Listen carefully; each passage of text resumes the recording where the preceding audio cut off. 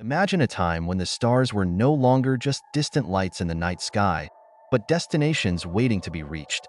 The 1950s and 60s were an age of unparalleled curiosity, ambition, and rivalry. It was the dawn of the space age, a time when humanity looked up and decided it was time to touch the heavens. Rockets roared to life, dreams took flight, and history was rewritten with every launch. Welcome to Quiet Universe, where we explore the stories that shaped our cosmos. Today, we're journeying back to a time when the world first dared to defy gravity. From the humble beeps of Sputnik, the first artificial satellite, to the awe-inspiring moment Neil Armstrong stepped onto the lunar surface, these 2 decades changed everything we thought we knew about our place in the universe. Buckle up, because the countdown to history begins now. Sputnik 1, 1957, first artificial satellite. When Sputnik 1 was launched on October 4, 1957, it marked a profound turning point in human history, not just as a technological feat, but as a moment of redefinition for what humanity could achieve. At a time when the Cold War had divided nations and fueled a tense competition, this small metal sphere, weighing just over 80 kilograms, symbolized a leap into uncharted territory. It wasn't just a Soviet victory. It was a human victory that shattered the limits of imagination and thrust the world into the space age. People everywhere, from scientists in labs to families gathered around radios, felt the weight of this new reality. For the first time, something made by human hands was traveling beyond Earth, circling above us. Sputnik 1 challenged deeply held assumptions about technology and human potential. Before its launch, the idea of reaching space seemed like a distant dream, confined to the realms of science fiction. Even experts debated whether such an endeavor was technically feasible. Yet, its success silenced doubts and pushed the boundaries of what was believed possible. The satellite's simplicity was deceptive. Beneath its unassuming design lay the culmination of years of cutting-edge engineering and scientific innovation. Its successful deployment showed that humans could not only conceive of entering space, but could also act on it with precision. The beep-beep signals transmitted by Sputnik 1 became an iconic soundscape of the era, a rhythmic reminder of humanity's new frontier. These transmissions, picked up by amateur and professional radio operators worldwide, weren't just functional, they were symbolic. People could literally hear the proof of an object from Earth navigating the heavens. It was both thrilling and unnerving. Those simple beeps represented the voice of a changing world, where space was no longer the exclusive domain of the stars and planets, but a place that could be explored, conquered, and understood. As Sputnik 1 traveled its elliptical orbit, its visibility in the night sky captivated millions. For those who craned their necks to catch a glimpse of the bright moving overhead, it was a humbling, awe-inspiring experience. It bridged the divide between science and the everyday lives of people. Farmers in rural fields, school children in city streets, and scientists in observatories alike stared upward, sharing in a collective wonder. It was as if the heavens, once so distant and mysterious, had come closer, inviting humanity to explore further. The satellite remained in orbit for 3 months, circling Earth over 1,400 times before re-entering the atmosphere on January 4, 1958. By then, its mission was complete, its significance cemented in history. As it burned up during re-entry, its demise was as poignant as its launch. It was a reminder of the impermanence of human creations, yet also a symbol of resilience. Sputnik 1's legacy didn't vanish with its physical end. Instead, it ignited a fire of ambition that would lead to humans walking on the moon, building space stations, and reaching other planets. It was a beginning, not an end, a profound testament to humanity's relentless pursuit of the stars. Sputnik 1's success was considered a monumental achievement in human history because it symbolized humanity's first foray into space. Before October 4, 1957, the idea of venturing beyond Earth was largely the domain of speculative fiction and theoretical science. With its successful launch, Sputnik 1 shattered the psychological barrier that had separated humanity from the cosmos. It wasn't just a triumph of Soviet engineering, but a moment that redefined what was possible for all of humankind. This achievement came during the height of the Cold War, a time of intense geopolitical rivalry. Its impact wasn't confined to science and technology. It rippled through culture, politics, and public consciousness, underscoring the transformative potential of space exploration. Sputnik 1 became more than a satellite. It was a symbol of human ingenuity and the ability to transcend earthly boundaries. Sputnik 1's success also challenged contemporary beliefs about technology and space exploration. Many in the mid-20th century doubted that spaceflight could be achieved so soon. Rockets capable of reaching orbital velocity were still relatively new, and skepticism about their reliability was widespread. The satellite's successful orbit forced scientists, policymakers, and the general public to re-evaluate their assumptions about technological progress. Sputnik's triumph was a clear demonstration that the Soviet Union had advanced rocket technology capable of delivering payloads into orbit, raising questions about what else might be possible, both peaceful and military. For the first time, technology felt like it was advancing at a pace faster than people could fully comprehend. It served as a wake-up call, particularly for the United States, that the future was arriving quicker than anticipated. The beep-beep signals transmitted by Sputnik 1 were more than just technical data. They were a profound connection between Earth and space. These radio pulses, emitted at regular intervals, could be picked up by radio operators around the globe, creating a shared auditory experience of the satellite's presence. For scientists, the signals confirmed that Sputnik 1 was functioning as intended and provided valuable data about the satellite's journey. For the general public, however, those beeps held a more symbolic meaning. They were a direct, tangible proof that humans had successfully launched something into orbit, circling the planet above their heads. It was eerie and exhilarating, a sound that simultaneously celebrated human progress and evoked a sense of vulnerability as it demonstrated that space was no longer an unattainable void. The satellite's orbit and visibility amazed the global public as it passed over different regions of the world, reflecting sunlight and appearing as a bright, fast-moving in the night sky. For many, seeing Sputnik 1 with the naked eye was a profoundly humbling experience. It wasn't just an abstract scientific achievement. It was a visible reminder that humanity had left its mark beyond Earth. The fact that anyone with a telescope, or even just a clear night, could spot it made the event personal and immediate. People gathered in groups to watch it pass overhead, turning it into a shared moment of wonder and reflection. The satellite's journey around the Earth transformed the heavens from an untouchable expanse to a domain humans could reach and explore. Sputnik 1 remained in orbit for approximately 3 months, completing over 1,400 revolutions around the Earth. Its mission ended on January 4, 1958, when it re-entered the atmosphere and burned up due to frictional heating. The satellite's destruction was inevitable, as it had been designed for a temporary mission. Its fiery end was symbolic, a brief but impactful existence that marked the beginning of a new era. Sputnik 1's physical presence was gone, but its influence endured. It paved the way for future satellites, space probes, and human spaceflight, showing the world that reaching for the stars was not just a dream but a reality within our grasp. Its journey, though finite, had lit a spark that would fuel decades of exploration and discovery. Sputnik 1 was a marvel of simplicity and functionality, designed to achieve its mission without unnecessary complexity. Its physical dimensions reflected a pragmatic approach to early space exploration. The satellite was a polished, spherical object with a diameter of 58 centimeters, small enough to be manageable yet large enough to carry its required instrumentation. Weighing 83.6 kilograms, it was lightweight by modern standards, but remarkable for the era, as every gram had to be meticulously accounted for in the launch calculations. The satellite was equipped with 4 long, whip-like antennas extending up to 9 meters, angled to ensure effective signal transmission regardless of its orientation in orbit. The reflective aluminum exterior not only protected its internal components from the harsh conditions of space, but also allowed it to be visible to observers on Earth, giving a sense of connection between those below and the machine above. Sputnik 1 was powered by silver zinc batteries, a reliable choice for the time, designed to sustain its systems for several weeks. These batteries ensured that its transmitter could broadcast the iconic beep-beep signals back to Earth. The satellite systems operated for 21 days, until October 26, 1957, when the batteries were depleted. Although the signals ceased, Sputnik 1 continued its silent orbit until its re-entry months later. The power systems were an engineering triumph, as they were compact yet durable enough to endure the extreme temperatures and radiation of space. The communication technology aboard Sputnik 1 was simple yet groundbreaking.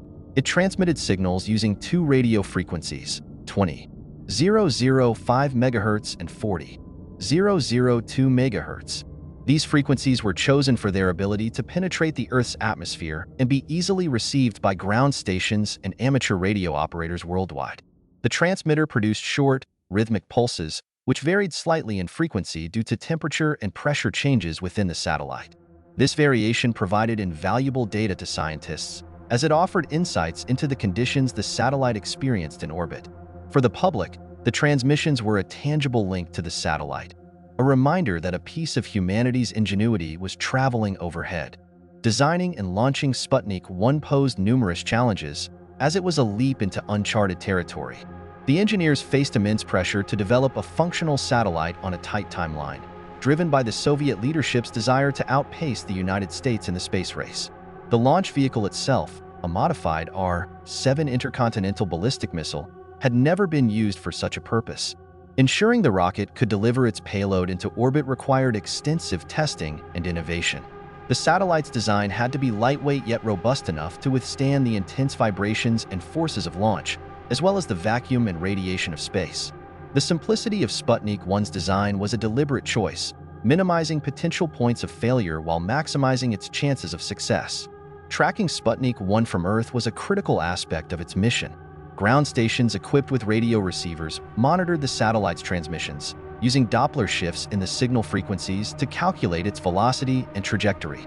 These stations were strategically positioned to maintain continuous observation as Sputnik 1 orbited the planet. Amateur radio enthusiasts also played a role, picking up the signals and contributing to the global excitement surrounding the mission. The tracking process not only confirmed the satellite's position and functionality, but also demonstrated the feasibility of monitoring artificial objects in space, a capability that would become essential for future missions. Sputnik 1's success was a testament to human determination and ingenuity. Every aspect of its design, from its compact power source to its reliable communication systems, reflected the meticulous effort of the engineers and scientists who had dared to pioneer a new frontier. Its challenges were immense, but its triumphs laid the foundation for the exploration of space that continues to this day. Sputnik 1 emerged as a defining moment within the larger framework of the Cold War, a period marked by fierce ideological rivalry between the United States and the Soviet Union. At its heart, the Cold War was a battle for global influence, with both superpowers vying to prove the superiority of their political and economic systems. Sputnik 1 became a potent symbol of Soviet prowess, demonstrating that their technological and scientific capabilities were not only competitive but, in this instance, ahead of their American counterparts. This achievement didn't just capture headlines. It reverberated through the halls of power, igniting anxiety and urgency in the United States. The launch of a Soviet satellite orbiting above the Earth wasn't merely a technical milestone. It was a strategic maneuver that showcased the USSR's potential to develop intercontinental ballistic missiles, altering the balance of power and heightening global tensions. The launch of Sputnik 1 marked a pivotal moment in the space race, transforming it from an abstract competition into a concrete reality. Before Sputnik, the race to space was largely theoretical, fueled by scattered advancements in rocketry and speculation about the future of exploration. Sputnik changed everything by proving that space was no longer the realm of science fiction. It was now a stage for geopolitical rivalry. The satellite's success served as a wake-up call for the United States, which quickly recognized the symbolic and strategic implications of being outpaced in this new frontier. In response, the U.S. accelerated its own space program, leading to the creation of NASA in 1958. Sputnik 1's launch wasn't just the opening act of the space race. It set the tone for decades of innovation, competition, and collaboration in space exploration. The USSR's political ambitions were deeply entwined with the mission, driving its urgency and shaping its objectives. For Soviet leadership, Sputnik 1 was more than a scientific project. It was a tool of propaganda designed to assert the nation's global dominance. Nikita Khrushchev, the Soviet premier, understood the power of symbolism in the Cold War. A successful satellite launch would demonstrate not only technological superiority, but also the ideological strength of socialism. The timing was critical, with Sputnik 1 debuting on the eve of the 40th anniversary of the October Revolution, a perfect opportunity to frame the achievement as a triumph of Soviet governance. The mission's success was celebrated across the USSR with parades, posters, and proclamations, reinforcing the narrative that the Soviet Union was leading humanity into a bold, new era. Sputnik 1 also reflected the technological state of the world in the 1950s, a period of rapid advancement tempered by the lingering aftershocks of World War II. The decade was a time of innovation, with breakthroughs in fields such as electronics, aviation, and nuclear energy laying the groundwork for space exploration. Yet, these achievements were often driven by military priorities, as nations raced to develop more advanced weapons systems.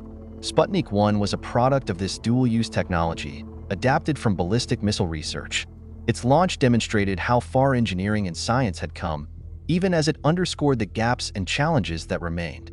While the satellite was simple by modern standards, its successful deployment showed that humanity was capable of extraordinary feats when ambition and resources aligned. Sputnik 1 was both a reflection of its era and a catalyst for the technological revolution that would define the decades to come.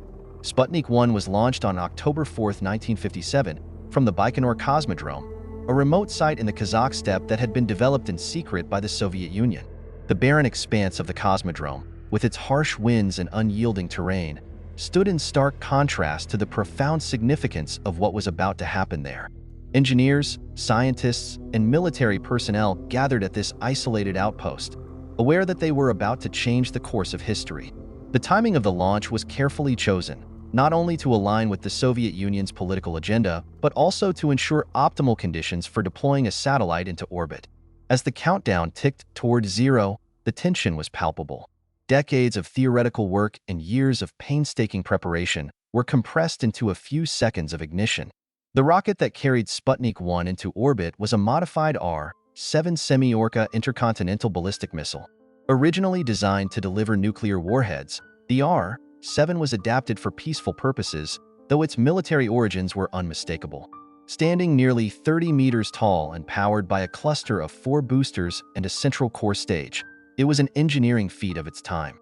The R-7 provided the thrust and precision necessary to propel Sputnik 1 beyond Earth's atmosphere and into orbit. The use of a military rocket for this groundbreaking mission highlighted the dual nature of space technology in the 1950s, born out of military necessity but capable of sparking an era of exploration and discovery. The launch of Sputnik 1 was a sequence of carefully planned milestones, each fraught with risks. The first stage ignited with a deafening roar, sending the rocket surging skyward as engineers monitored its progress from control rooms filled with the hum of machinery and tense whispers. As the rocket ascended, the boosters separated cleanly, a critical moment that had been the source of much anxiety during testing. With the boosters jettisoned, the core stage continued to burn, accelerating the payload to orbital velocity. Finally, the nose cone protecting Sputnik 1 detached, and the satellite was released into space. A burst of radio signals confirmed that Sputnik 1 was alive and functioning, its beeps echoing across the globe. The success of each step was met with quiet relief and mounting excitement among the Soviet team, knowing they had just achieved something no one else had. The orbit of Sputnik 1 was meticulously planned to maximize its visibility and ensure its success as both a scientific and symbolic mission. The satellite was placed in a low Earth orbit with an apogee of 939 kilometers and a perigee of 215 kilometers. This elliptical orbit allowed Sputnik 1 to travel around the Earth every 96 minutes, covering a vast range of latitudes and passing over much of the inhabited world. The altitude was chosen to ensure the satellite would remain in orbit long enough to demonstrate its capabilities and inspire awe, yet low enough for it to eventually re-enter and burn up in the atmosphere, avoiding the creation of long-term debris. The planning reflected not just technical expertise, but also a profound understanding of the psychological and geopolitical impact of such a feat. Sputnik 1's launch wasn't just the deployment of a satellite. It was the culmination of countless hours of work, daring decisions, and a vision that reached beyond the confines of Earth. From the remote expanse of Baikonur to the radios of millions who heard its signals, it was a moment that united people in wonder, fear, and an unshakable awareness that the age of space exploration had begun. The Soviet Union celebrated the success of Sputnik 1 with immense national pride and fervor. For the USSR, this was not just a scientific triumph but a validation of their system and leadership on the world stage. Streets across Soviet cities were adorned with banners and posters proclaiming the dawn of the space age, and newspapers heralded the accomplishment as proof of socialism's superiority over capitalism. Citizens, from factory workers to university students, participated in parades and gatherings to mark the historic event. For Soviet scientists and engineers, it was a moment of vindication, their years of relentless effort now immortalized in the glowing headlines. Nikita Khrushchev, the Soviet premier, seized the opportunity to frame the launch as a political and ideological victory, amplifying the celebration as a way to unify the nation under the banner of progress and innovation. Globally, the public reaction to Sputnik 1 was a mix of wonder, excitement, and unease. People everywhere were captivated by the idea that humanity had finally reached space. Amateur radio operators tuned in to hear Sputnik's iconic beeps, and many stargazers scanned the night sky, marveling at the bright, streaking overhead. However, in the United States and Western Europe, the emotional response was often tinged with anxiety. The satellite's orbit symbolized a new level of technological capability that many found unsettling. For some, the excitement of a shared scientific breakthrough was overshadowed by the realization that the Soviet Union had proven itself capable of launching objects into space, a feat with clear military implications. The United States and other Western nations reacted with urgency and a sense of vulnerability. Sputnik 1's success sent shockwaves through the American political and military establishment, leading to what became known as the Sputnik crisis. The fact that the Soviet Union had beaten the U.S. into space challenged assumptions about technological and military supremacy. In response, the U.S. government accelerated its space program, leading to the establishment of NASA in 1958 and increased funding for science and engineering education under initiatives like the National Defense Education Act. The launch also prompted a re-evaluation of missile development and defense systems, as it underscored the potential for intercontinental ballistic missile technology to change the strategic landscape. Sputnik 1's impact on media, culture, and public opinion was profound and immediate. News outlets across the globe devoted extensive coverage to the event, framing it as a watershed moment in human history. The satellite became a cultural icon, inspiring everything from political cartoons to science fiction stories. It also sparked widespread interest in science and technology, influencing a generation of students who would go on to become engineers, astronauts, and physicists. Yet, in the West, the cultural response often carried an undertone of urgency and competition, as Sputnik was frequently portrayed as a challenge that had to be met head-on. Popular media reflected both the awe of space exploration and the underlying fears of a new era of geopolitical rivalry. The launch of Sputnik 1 also raised critical security and scientific concerns. Militarily, it demonstrated the Soviet Union's ability to develop long-range rocket technology, raising fears about potential missile strikes from space. The realization that the USSR could place payloads into orbit prompted discussions about the need for surveillance, missile defense systems, and treaties governing space. Scientifically, Sputnik 1 highlighted the need for international cooperation in space exploration while also sparking debates about the ethical and environmental implications of space activity. The satellite's low Earth orbit and eventual re-entry posed minimal risk, but it set a precedent for the proliferation of satellites and the potential hazards of space debris. For policymakers, scientists, and the general public, Sputnik 1 was not just a beacon of progress, but also a harbinger of the challenges that lay ahead in the space age. Sputnik 1 laid the foundation for all future space exploration, setting a precedent that would guide humanity's endeavors beyond Earth. Its simple, spherical design demonstrated that even modest technology could achieve monumental feats if the engineering was precise and the goals clearly defined. The satellite's success showed the viability of placing objects into orbit, and from there, the possibilities seemed limitless. Sputnik 1 inspired the development of satellites for communication, weather forecasting, navigation, and scientific research, as well as space probes destined for other planets. It was the proof of concept that gave scientists and engineers confidence to push boundaries further, envisioning a world where space became an extension of human activity rather than an unattainable dream. In the United States, Sputnik 1's launch acted as a catalyst for a radical transformation of the nation's space program. The shock of being outpaced by the Soviet Union galvanized American efforts, culminating in the establishment of NASA in 1958. Sputnik 1 exposed gaps in the U.S. education system, particularly in science and mathematics, leading to significant investments under the National Defense Education Act.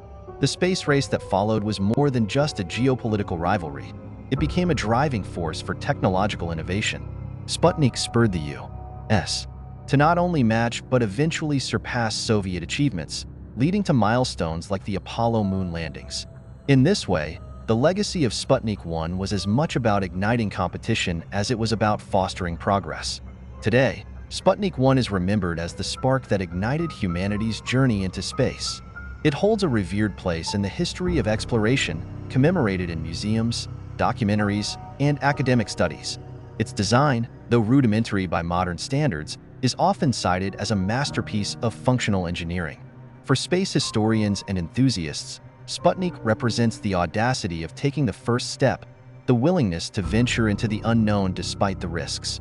The satellite's anniversary is celebrated globally as a reminder of how far we've come and how once small, beeping sphere launched a chain of events that would connect the entire planet through technology and exploration. The lessons of Sputnik 1's success continue to resonate in satellite technology today. Its emphasis on simplicity and reliability remains a guiding principle for modern satellite design, especially for missions where failure is not an option. Engineers have taken cues from the way Sputnik balanced functionality with durability, ensuring systems could withstand the harsh environment of space. The mission also underscored the importance of testing, iteration, and contingency planning, concepts that are foundational to aerospace engineering. Furthermore, Sputnik demonstrated the value of international collaboration and competition in advancing technology. Its legacy is not just in the satellites that followed but in the mindset it fostered, a belief that space is not just a challenge to overcome but a domain to explore and understand for the benefit of all. Sputnik 1 was built with a simplicity that belied its profound impact. Its polished aluminum alloy surface gave it a strikingly modern and reflective appearance, designed to be durable and lightweight enough to withstand the rigors of launch and orbit. The body, a perfect sphere of just 58 centimeters in diameter, was constructed with meticulous precision to minimize air resistance and ensure structural integrity in the vacuum of space. Its 4 spindly antennas, extending over 2 meters, were crafted to maximize the transmission range of its radio signals. Inside, Sputnik housed a pair of batteries and a radio transmitter, all protected from extreme temperature fluctuations by thermal insulation and an airtight seal. The construction methods combined cutting-edge Soviet metallurgical expertise with practical engineering, reflecting a philosophy that prioritized reliability over complexity.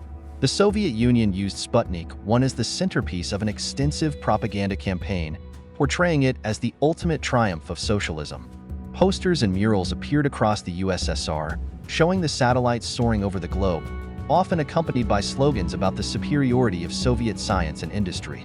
Newspapers and radio broadcasts extolled the virtues of the Soviet system, framing Sputnik as a direct result of the nation's collective effort and ingenuity. Schoolchildren were taught about the satellite as a symbol of national pride, and it became a recurring motif in art and literature. The government amplified Sputnik's success to solidify its image as a global superpower, both to its own citizens and to the rest of the world. For the Soviet leadership, Sputnik wasn't just a technological achievement. It was proof that their vision of progress was leading humanity into a new era. Sputnik 1's story is rich with myths and lesser-known details that add depth to its legacy. One enduring piece of trivia is that the satellite's iconic beeping was not just a technological marvel but a deliberate psychological tool. Designed to be easily picked up by amateur radio operators worldwide, the signals allowed people from every corner of the planet to connect with the achievement. Another lesser-known fact is the intense secrecy surrounding the project, so much so that even some of the Soviet engineers working on related projects were unaware of its existence until after the launch. Stories also abound about the frantic pace of development, with the final assembly completed just weeks before the October 4th launch date. Perhaps one of the most poignant myths is the idea that Sputnik signals were not only scientific but symbolic, representing humanity's first tentative voice in the cosmos. Today, Sputnik 1 is memorialized in countless ways, its influence preserved across museums, media, and art. Replica models of the satellite are displayed in institutions like the Smithsonian National Air and Space Museum and the Moscow Memorial Museum of Cosmonautics, where visitors can marvel at the simplicity and elegance of the design. Sputnik has inspired filmmakers, musicians, and authors, becoming a recurring symbol of the space age in popular culture. In art, it is often depicted as humanity's first step into the infinite, a tiny, gleaming sphere that carried the weight of the world's hopes and fears. Annual commemorations and documentaries keep its story alive, ensuring that the first artificial satellite remains an enduring icon of exploration and ambition. Sputnik 1's legacy is more than its physical presence. It is the idea that even the smallest creations can leave an indelible mark on history. Sputnik 1's success marked the beginning of a series of Soviet missions that rapidly advanced space exploration. Shortly after its launch, Sputnik 2 followed, carrying Laika, the first living creature to orbit Earth, a move that captivated the world while sparking ethical debates about the treatment of animals in science.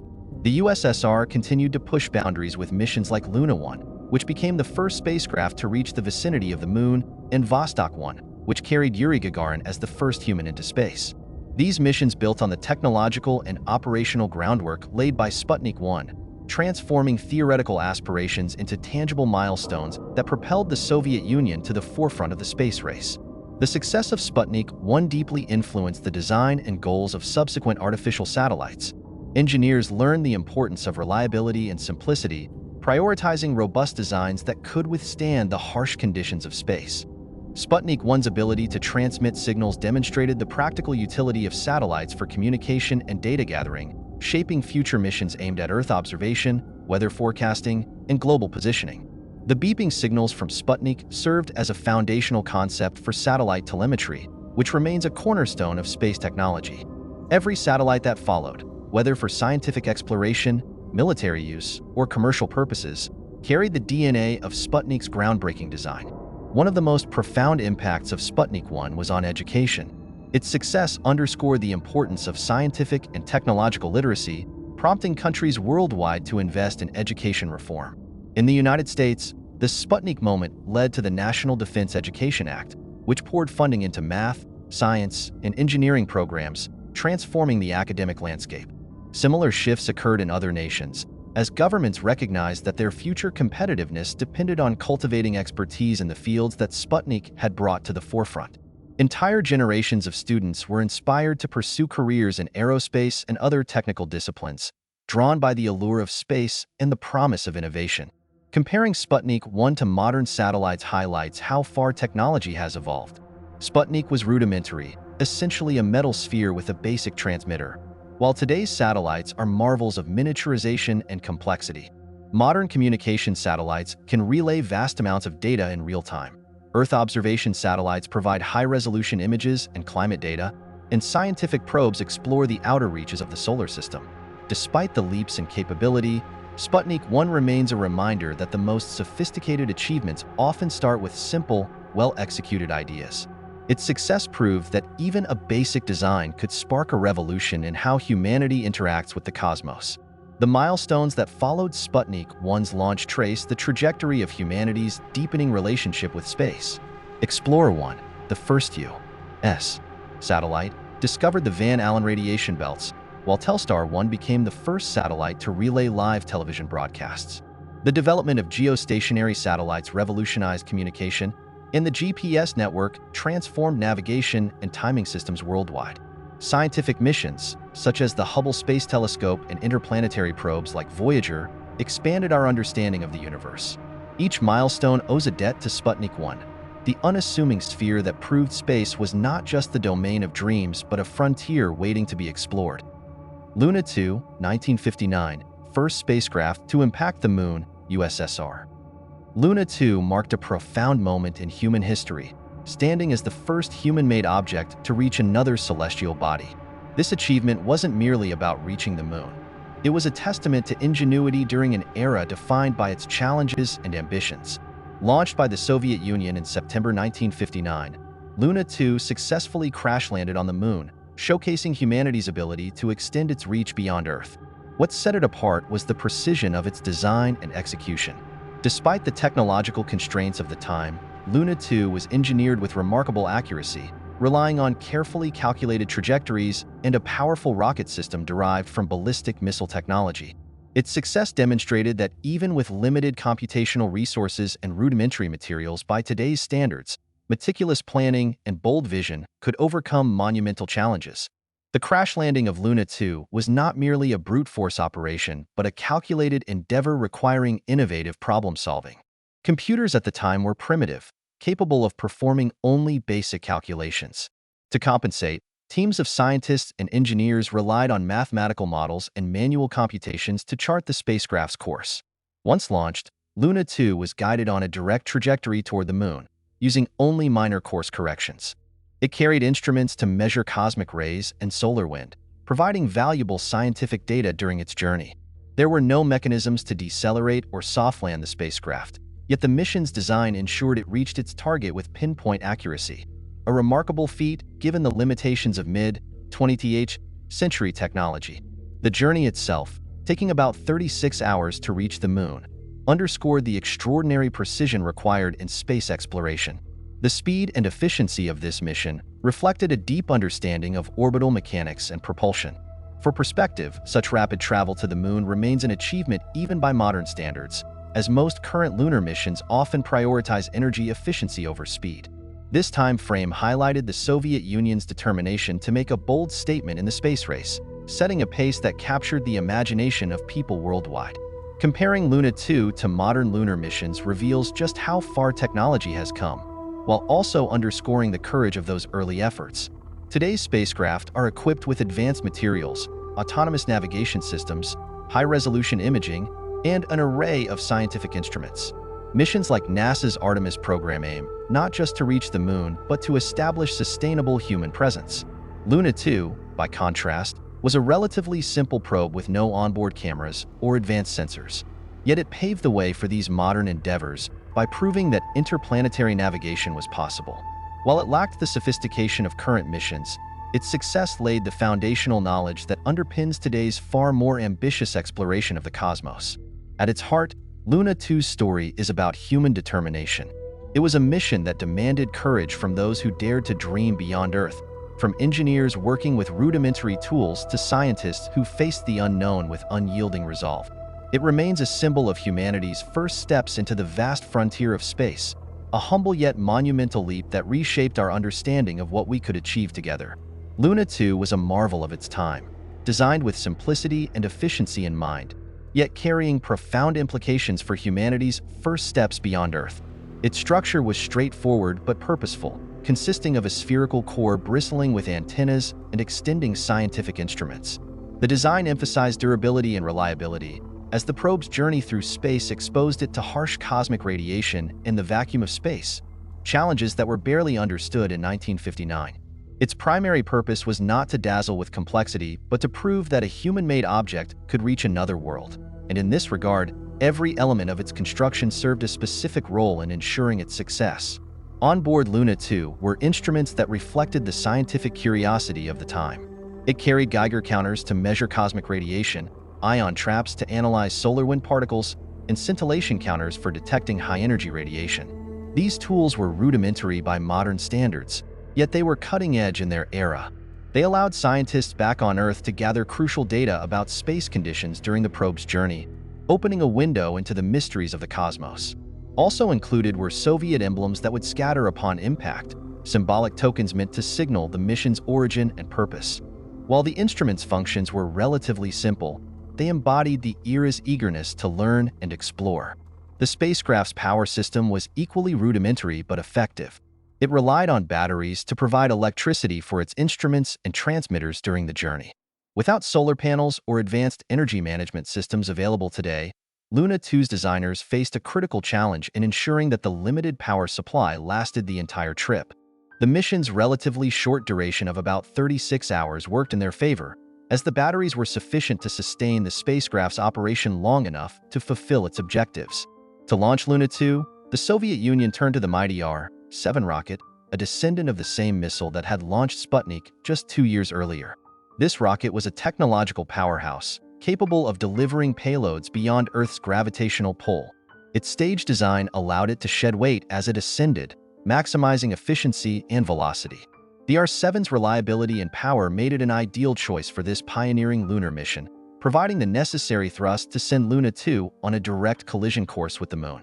Communication was another challenge that the mission team approached with ingenuity. Luna 2 transmitted telemetry data back to Earth using radio signals. This required highly sensitive receiving stations capable of detecting and interpreting faint signals over vast distances.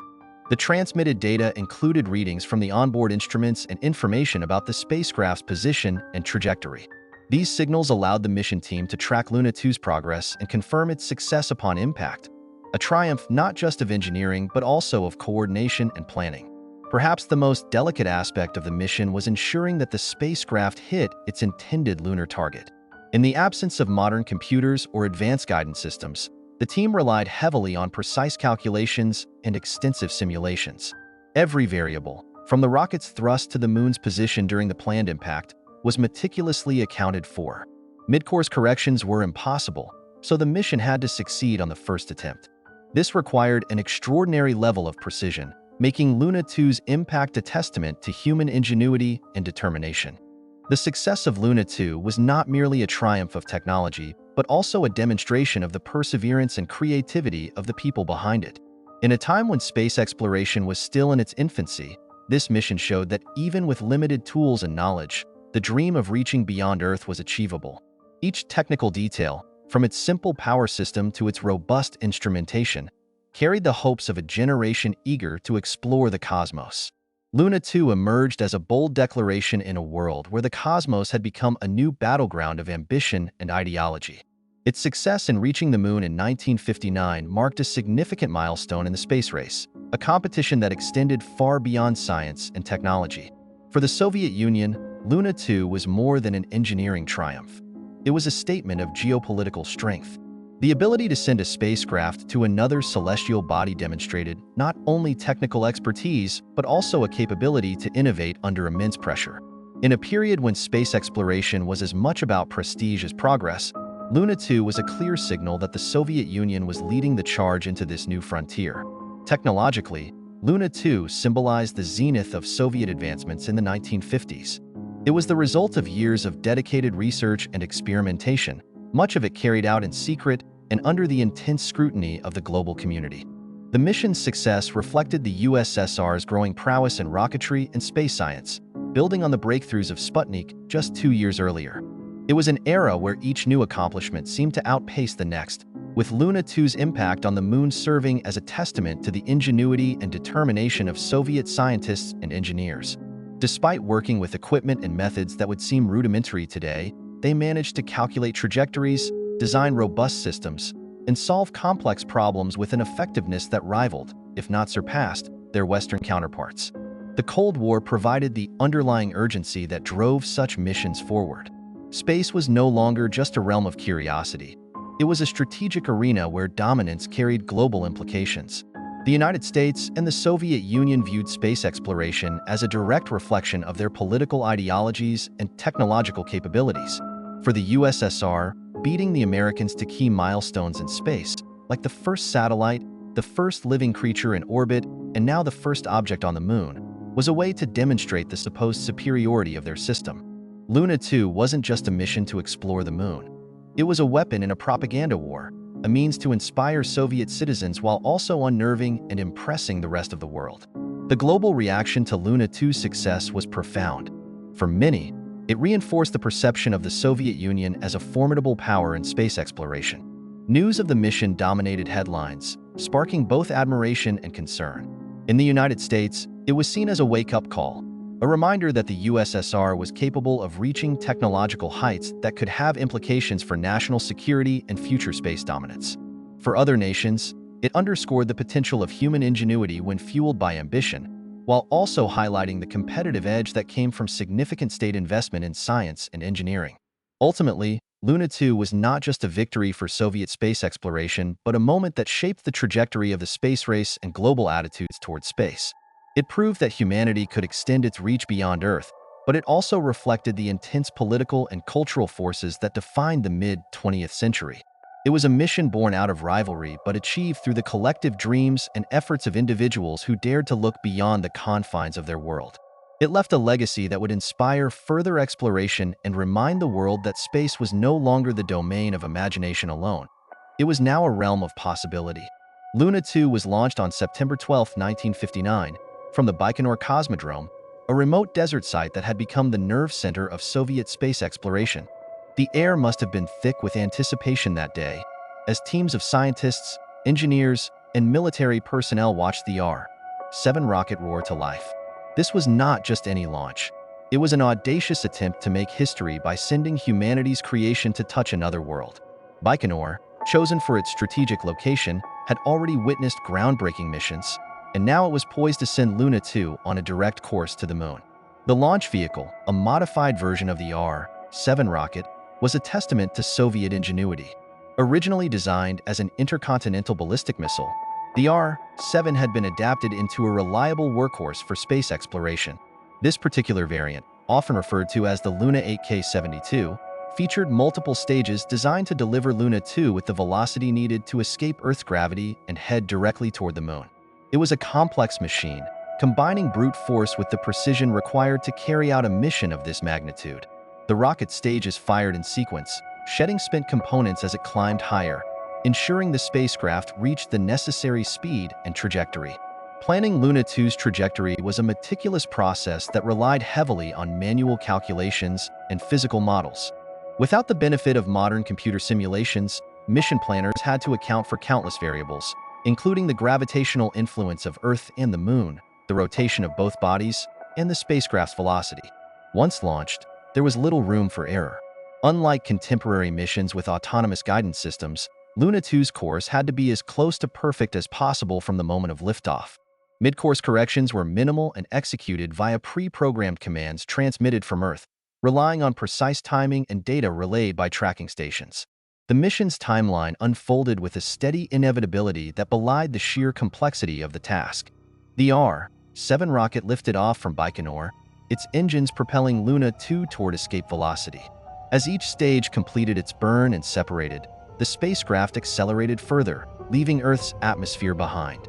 After achieving its trajectory, Luna 2 began its journey through the void, carrying its instruments and symbolic payloads toward the moon. Over the course of roughly 36 hours, the spacecraft raced through space, its signals continuously monitored by ground stations to confirm its position and performance. In the early hours of September 14, 1959, Luna 2 made its final approach. The moon loomed large, its surface pocked with craters and shadows, a destination that had captured human imagination for millennia. At an estimated speed of 3 kilometers per second, Luna 2 collided with the lunar surface near the Mare Imbrium. It was not a soft landing. It was an intentional crash, marking the moon with the first tangible evidence of humanity's presence. For the scientists and engineers who had worked tirelessly on the mission, the success was both exhilarating and humbling, a reminder of the vastness of space and the fragility of human achievements within it. This sequence of events, from the thunderous liftoff in Kazakhstan to the silent impact on the moon, was a carefully choreographed dance of physics, engineering, and ambition. It was a moment that bridged the gap between Earth and the cosmos, carried out by people who dared to believe that the impossible could be reached. For all its technical precision, the journey of Luna 2 was deeply human, driven by the desire to explore, to discover, and to leave a mark on a world beyond our own. The success of Luna 2 was celebrated in the Soviet Union with immense pride, heralded as proof of the nation's scientific and technological prowess. It was a moment of triumph that resonated deeply with a country eager to assert its place on the global stage. Newspapers ran bold headlines, and radio broadcasts exalted the achievement, framing it as a victory not just for Soviet ingenuity but for the socialist system itself. For the scientific community within the USSR, Luna 2 validated years of relentless effort and innovation. The mission's success was not merely a technical milestone. It was a unifying moment, a reminder that their work had reached beyond Earth to touch the moon itself. The global scientific community, while impressed, approached the news with a mix of curiosity and caution. Luna 2's achievement was undeniable, and its implications for space science were profound. For researchers and astronomers, the mission offered a tantalizing glimpse of what space exploration could achieve, sparking discussions about future possibilities. Yet, the tightly controlled nature of Soviet reporting left some scientists outside the USSR yearning for more transparency. Detailed data and methods were not immediately shared, which limited the full scientific impact of the mission at the time. Nonetheless, the accomplishment commanded respect, marking a clear step forward in humanity's journey into the cosmos. In the United States and other Western nations, the reaction was more conflicted. On one hand, there was genuine admiration for the technical feat.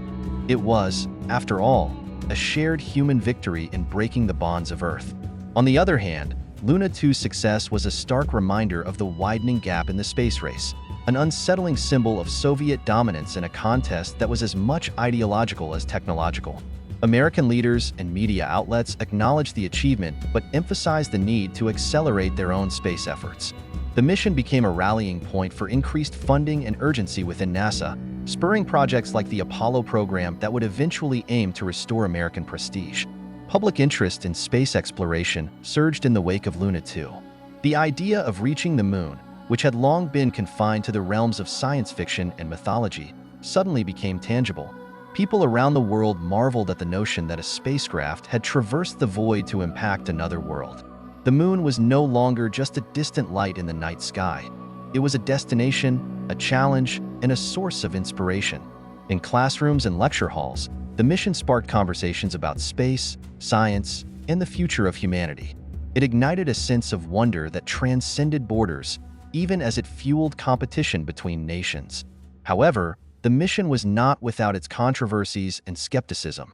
In the West, some questioned the accuracy of Soviet claims, speculating about whether the success had been exaggerated or if the mission had truly unfolded as reported. These doubts were partly fueled by Cold War tensions and a lack of detailed information from the Soviet side. Critics pointed to the secretive nature of the program, which made independent verification of the achievement impossible. Within the USSR, the mission was portrayed with unyielding optimism, leaving little room for public discussion of any potential challenges or setbacks. In hindsight, Luna 2's impact was far-reaching. It shifted the narrative of space exploration from theoretical possibility to practical reality. While it was born of Cold War rivalry, its legacy is one that belongs to all humanity, a reminder of what can be achieved when we dare to push beyond the boundaries of the known. The mission's success echoed across decades, inspiring generations of scientists, engineers, and dreamers to continue reaching for the stars. It was not without its complexities and controversies, but its place in history is unshakable, a testament to the power of ambition and the unyielding drive to explore. Luna 2 carved a trail where no human-made object had gone before, setting the stage for a future in which the moon would become a focal point of exploration. It demonstrated that reaching another celestial body was not just a dream but a tangible goal, laying the groundwork for increasingly sophisticated missions. By proving that precise trajectories could deliver spacecraft to the lunar surface, Luna 2 provided invaluable insights into the challenges of navigating the vast void between Earth and the Moon. These lessons informed both the Soviet Union's subsequent Luna missions and the broader efforts of space agencies worldwide, ensuring that humanity could continue to push deeper into the cosmos with increasing confidence. The ripple effects of Luna 2's success extended far beyond its immediate achievement. For the Soviet space program, it was a vital morale boost and a technical milestone, paving the way for subsequent missions like Luna 3, which would capture the first images of the moon's far side. It also reinforced the feasibility of robotic exploration, leading to more advanced probes capable of soft landings and sample returns in the decades that followed. Globally, the mission underscored the urgency of the space race, spurring the United States to accelerate its own lunar ambitions. Programs like Apollo owe part of their existence to the competitive spirit and inspiration kindled by Luna 2. The mission demonstrated that space exploration was not a series of isolated efforts but a cumulative endeavor, with each milestone building on the last. Today, Luna 2 occupies a revered place in the annals of space history. It is remembered not only as the first human-made object to touch another world, but also as a symbol of human determination to transcend earthly boundaries. Its success is often celebrated in the context of early space exploration, a time when every mission carried the weight of the unknown. It is a reminder of the boldness and ingenuity required to venture into uncharted territory, an achievement that resonates with the same awe and respect as the later manned moon landings. In museums and textbooks, Luna 2 serves as an enduring testament to a time when the universe began to feel just a little closer. On the moon itself, the physical remnants of Luna 2 still rest near its impact site, silent witnesses to humanity's first contact with another celestial surface. Among these are the symbolic emblems it carried, spheres designed to release small metallic pennants emblazoned with the Soviet hammer and sickle. These artifacts, scattered across the lunar surface upon impact, serve as both a literal and figurative mark of humanity's first steps beyond Earth. They remain untouched, a testament to the early days of space exploration, where even small gestures carried profound significance. While they cannot be seen from Earth, their presence reminds us that the Moon's story is now intertwined with our own, a relationship that began with the crash of a spacecraft and continues to evolve with every new mission. Luna 2 carried more than just scientific instruments. It bore symbolic items meant to cement its significance in the history of human exploration. Among these were two spherical canisters filled with pentagonal metallic pennants, each embossed with the Soviet coat of arms and the Cyrillic words USSR and September 1959. These were designed to scatter upon impact, serving as a physical declaration of the Soviet Union's achievement. Although these emblems likely lie shattered and buried on the lunar surface, they were intended to mark the Moon as a witness to humanity's reach, a silent testament to the daring ambition of an era. Back on Earth, the Soviet Union commemorated Luna 2's success with jubilant fervor. The achievement was lauded as a triumph of socialism, its announcement accompanied by public celebrations and state-organized accolades. It was framed as a victory not just for the Soviet space program but for the entire nation, a demonstration of the USSR's technical prowess and ideological strength. Special commemorative stamps and medals were issued, immortalizing the mission in everyday Soviet life. The story of Luna 2 was woven into educational materials, ensuring that students across the country learned about this historic moment as part of their national heritage. Over time, myths and lesser-known anecdotes began to circulate around Luna 2, some rooted in truth, others more speculative. One enduring tale involves the careful secrecy surrounding the mission. The launch was not publicized beforehand, and the announcement of its success was met with initial skepticism in the West. This secrecy has led some to speculate about unreported challenges or close calls during the mission, though no definitive evidence supports such claims. Another story, often overlooked, is the role of amateur astronomers around the world who confirmed Luna 2's trajectory, providing independent validation of its path to the Moon. Luna 2 also captured the imagination of the public in a time when space exploration was quickly becoming a cultural phenomenon. Its success inspired art, literature, and even music that reflected the awe and curiosity of the space age. Soviet propaganda used the mission as a central theme in posters and films, portraying it as a heroic step into the cosmos. In the West, while the mission fueled competitive urgency, it also added to a growing fascination with space, influencing everything from science fiction stories to futuristic design trends. Luna 2 didn't just change the landscape of space exploration.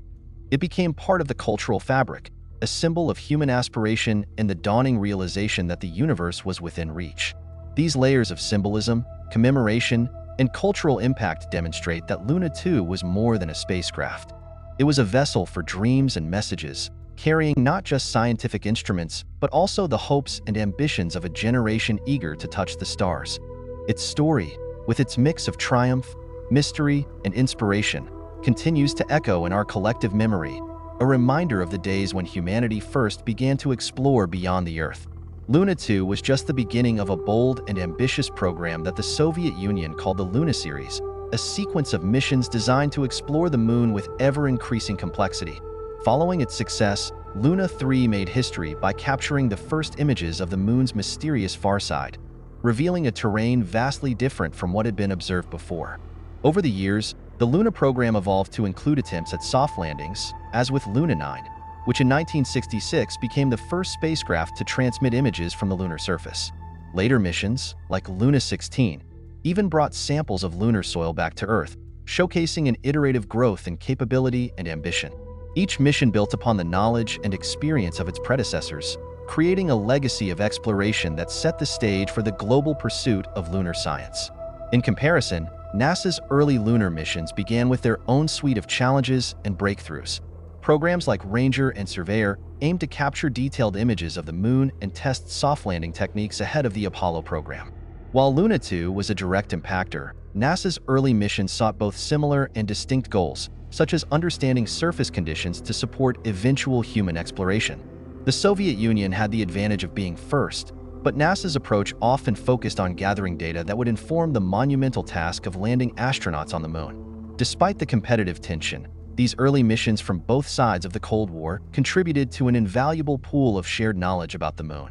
The technological challenges faced by early Moon missions were daunting and surprisingly universal, regardless of which flag they carried. These spacecraft had to survive the harsh vacuum of space, navigate with precision using primitive onboard systems, and operate within the constraints of 1950s and 1960s technology. There was no margin for error in launching, calculating trajectories, or managing communications over vast distances. Both the USSR and NASA had to grapple with the difficulty of ensuring spacecraft reliability during long journeys, developing propulsion systems capable of achieving escape velocity, and designing instruments that could withstand intense radiation and extreme temperature swings. These shared hurdles created a global foundation for space engineering, one that continues to underpin modern efforts. The study of lunar impacts has evolved dramatically since Luna 2's pioneering moment. Initially, the focus was on proving that humanity could reach another celestial body. Over time, however, the scientific value of studying impacts became clear. Modern lunar science examines impact craters to learn about the moon's history, its geology, and even the broader history of the solar system. Missions like NASA's Lunar Reconnaissance Orbiter now map impact sites in high detail, identifying locations of historical significance and studying how the moon's surface has changed over billions of years. Even the debris left by Luna 2 has become a point of interest for understanding how human-made materials behave under the extreme conditions of the lunar environment. The lessons of Luna 2 remain deeply relevant today, reminding engineers and scientists of the importance of simplicity and precision in mission design. The spacecraft was a marvel of functionality for its time, with every component serving a specific purpose. Its success was a testament to the power of iterative problem-solving and the courage to take calculated risks. Modern space missions, though vastly more advanced, still rely on these principles. Whether exploring distant planets or planning a return to the moon, the pioneering spirit of Luna 2 continues to inspire, showing that even in an era of limited resources and rudimentary tools, the boundaries of what's possible can always be pushed further.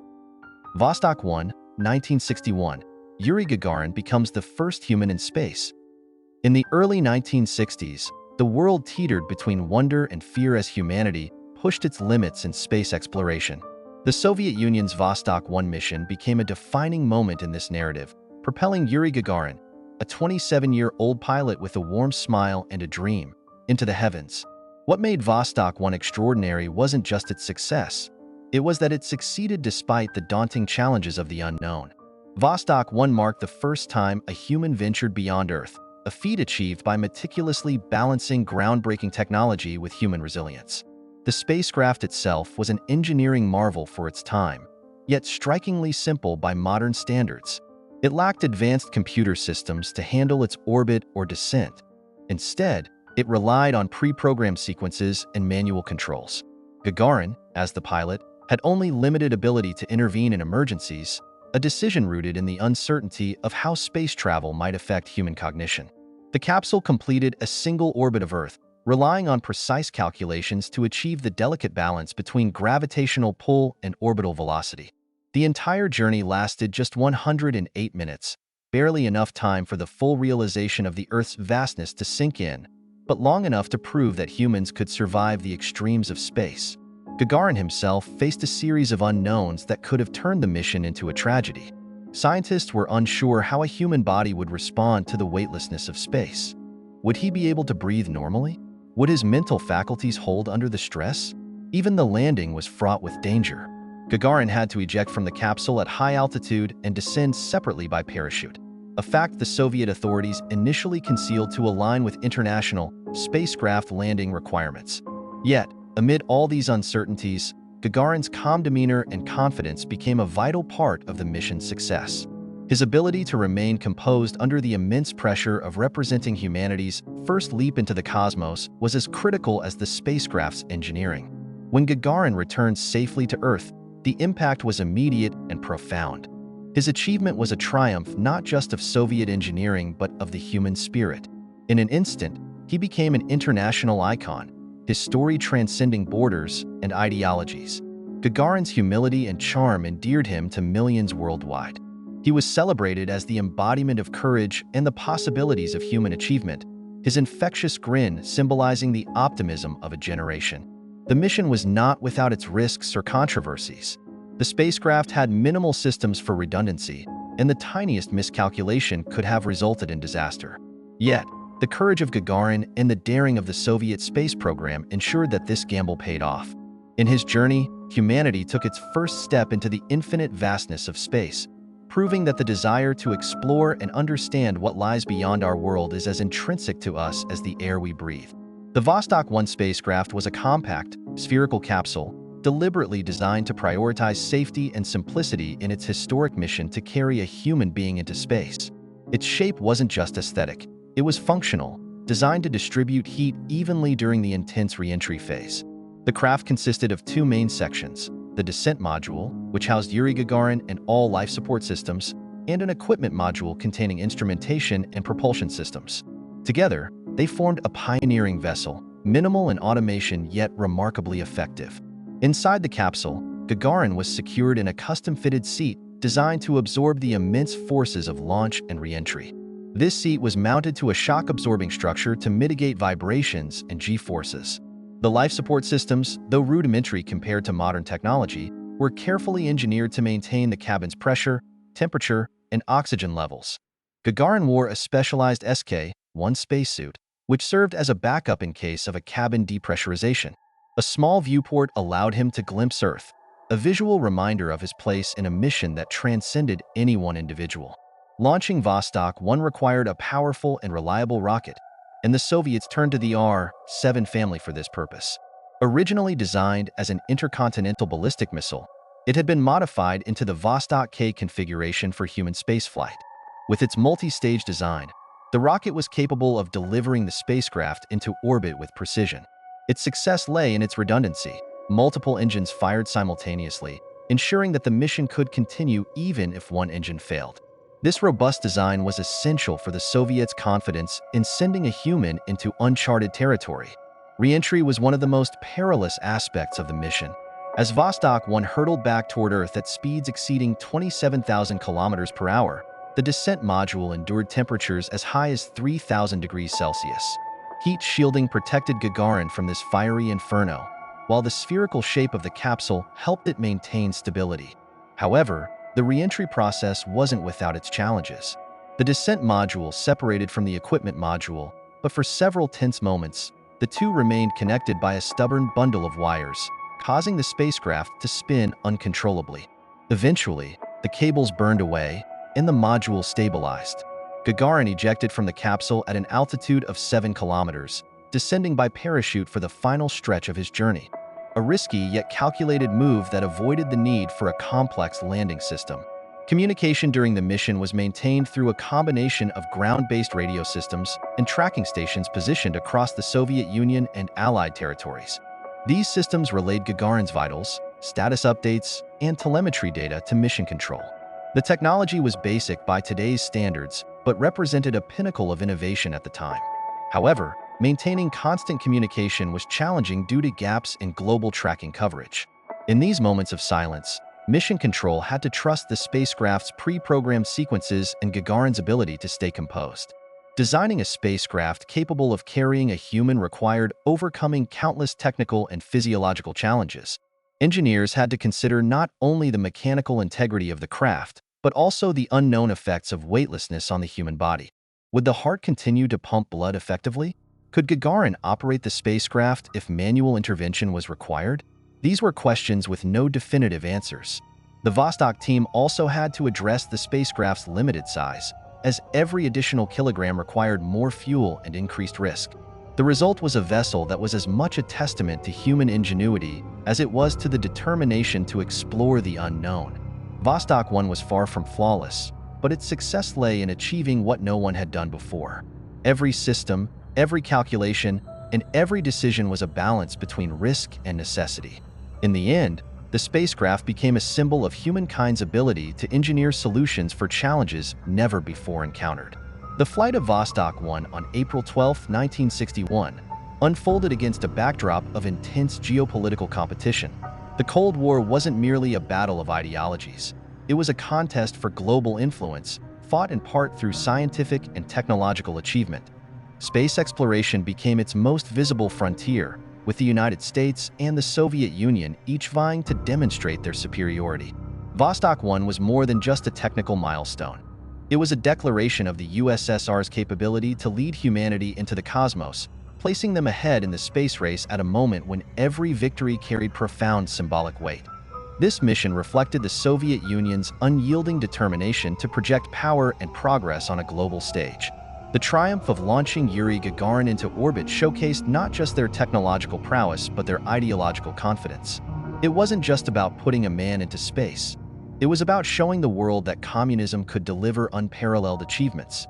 Propaganda emphasized the mission as proof that the USSR's system nurtured innovation and human potential. Gagarin, a modest yet charismatic figure from a working-class background, symbolized the narrative of an ordinary man elevated to extraordinary heights through Soviet ideals. The Cold War itself acted as an accelerant for human space exploration. Both superpowers feared the implications of falling behind in technological development, especially in areas that had potential military applications. Satellites, rockets, and manned missions weren't just scientific endeavors. They were seen as essential tools for dominance in an era where surveillance and missile technology could determine the balance of power. Each side pushed its scientists and engineers to achieve the unthinkable, often accepting greater risks to outpace the other.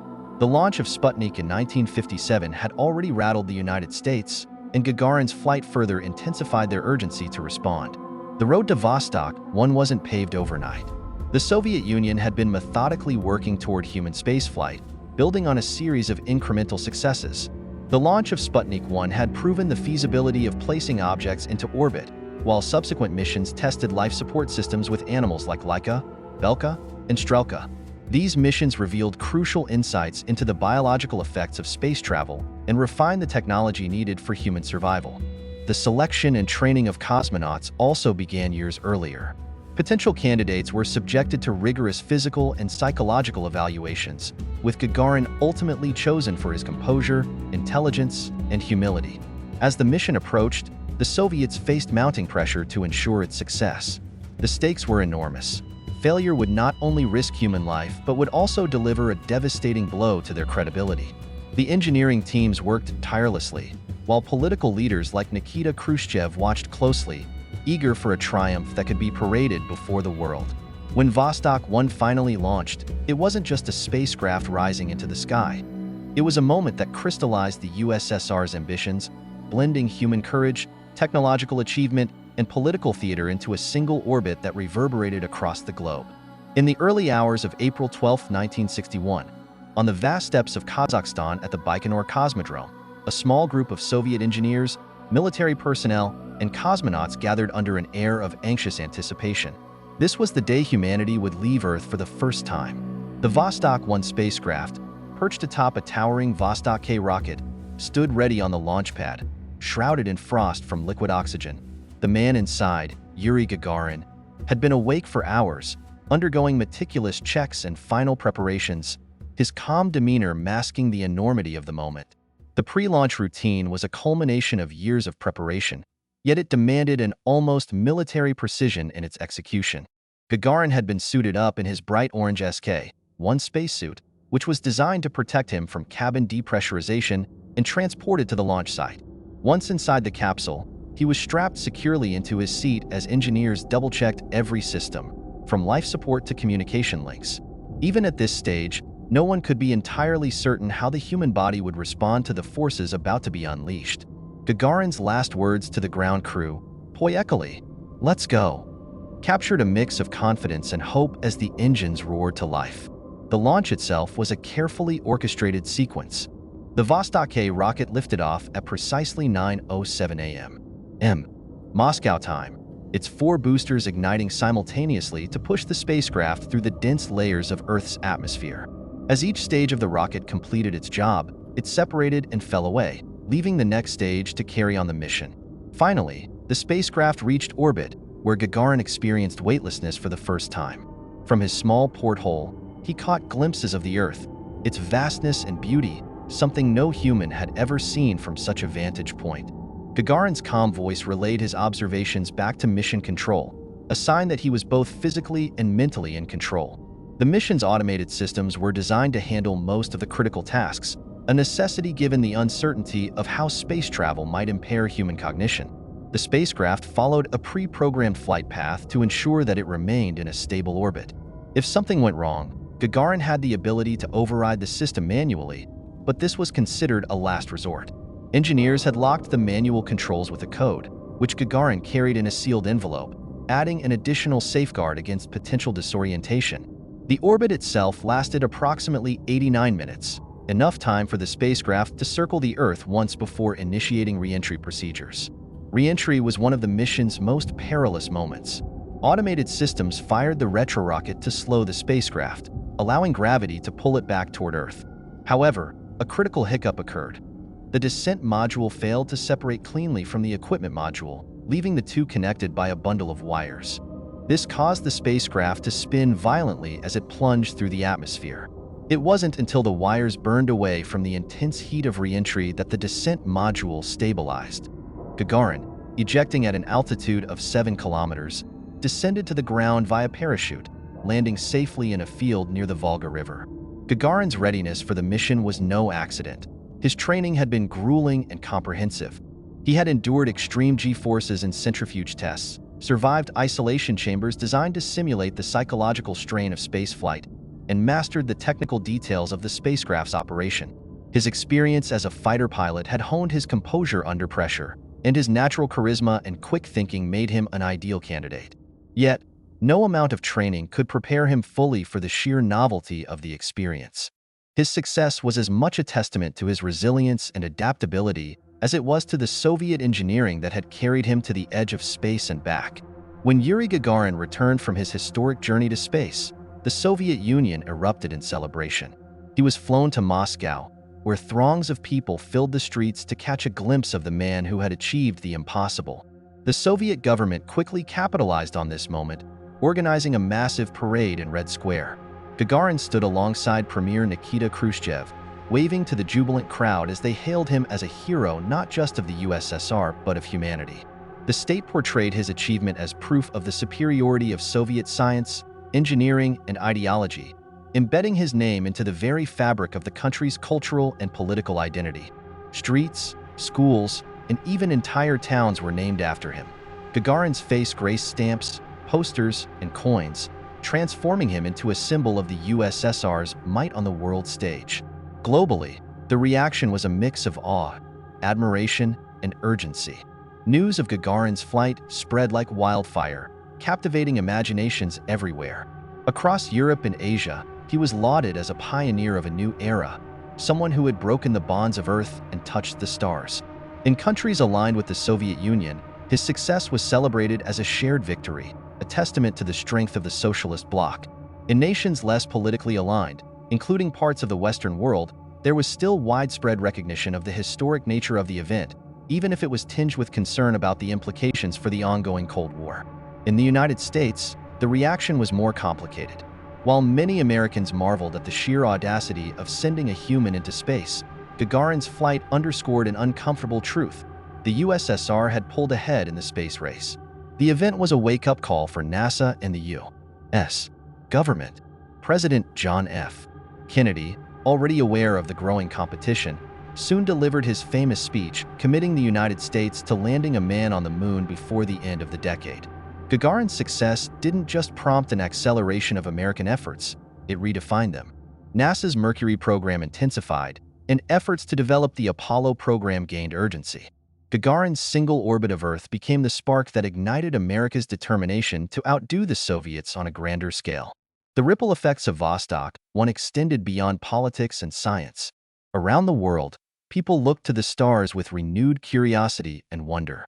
Space exploration ceased to be the domain of a few scientists and engineers. It became a shared dream of humanity. The idea that an ordinary human could leave Earth resonated deeply, inspiring a generation of scientists, astronauts, and dreamers. Schools saw a surge of interest in science and technology, and space agencies in other countries began laying the groundwork for their own programs. The image of Gagarin, smiling in his spacesuit, became an enduring symbol of the potential of human endeavor. Culturally and politically, Gagarin's achievement carried profound significance. It gave the Soviet Union a critical boost in its ideological struggle against the West, a moment of undeniable global prestige.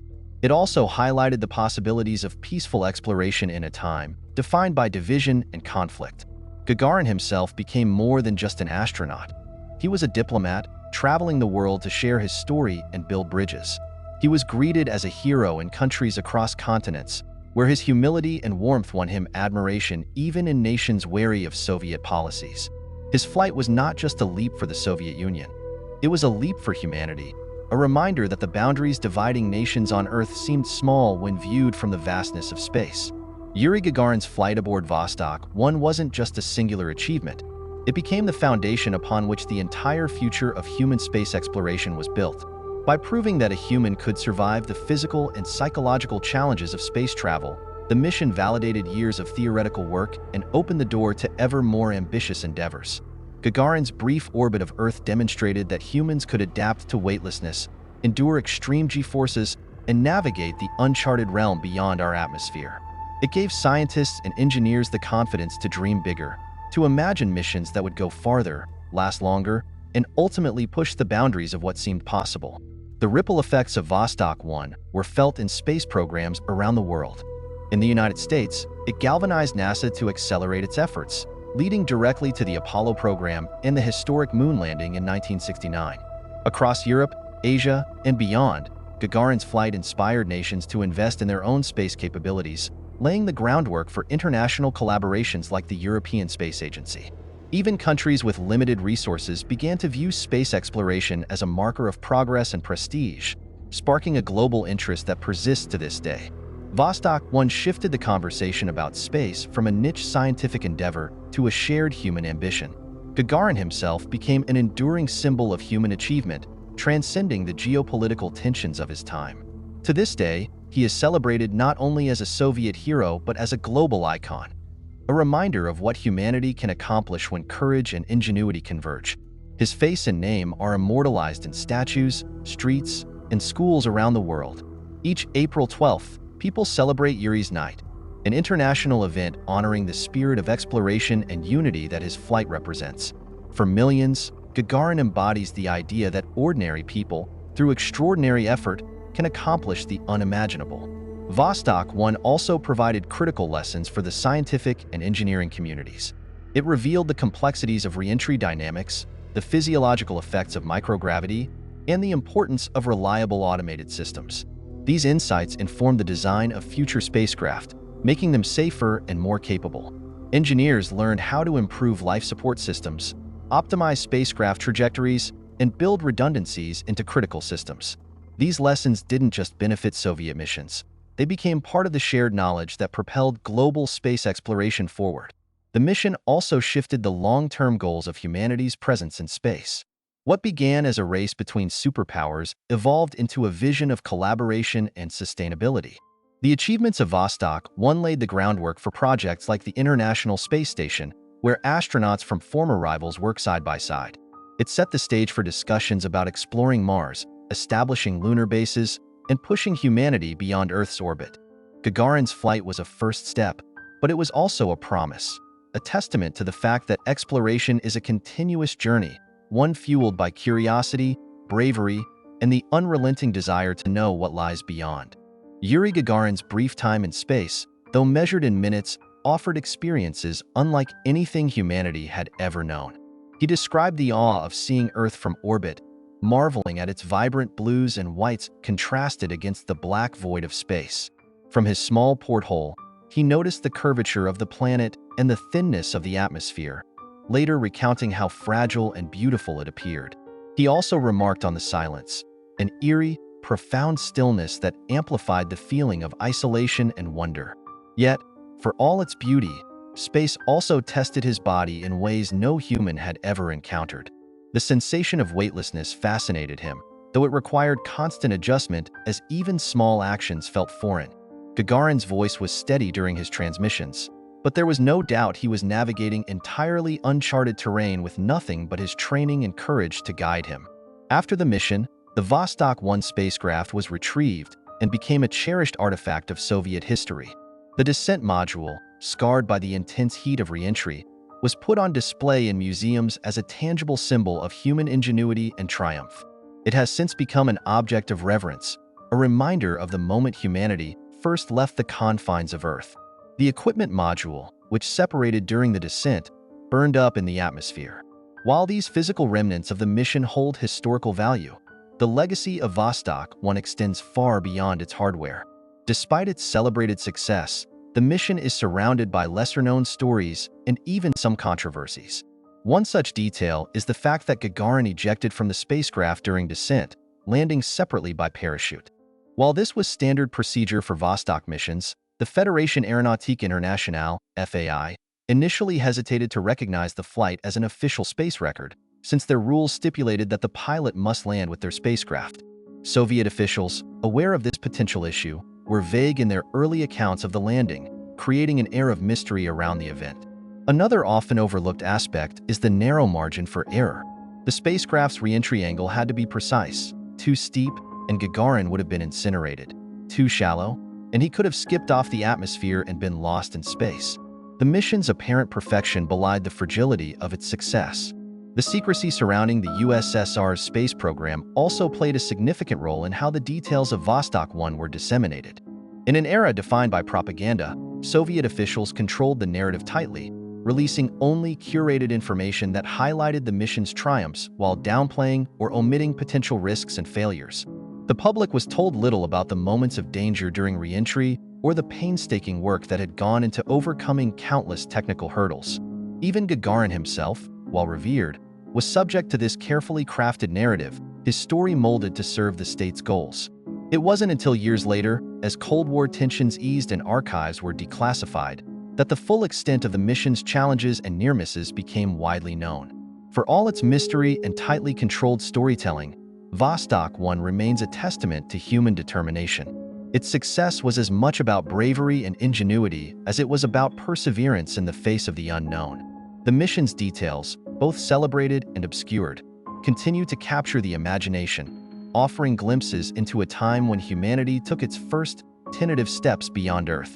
The Vostok program, following the success of Gagarin's historic flight, became a proving ground for advancing human space exploration. After Vostok 1, subsequent missions tested longer durations in orbit, multi-cosmonaut teams, and further refined life support systems.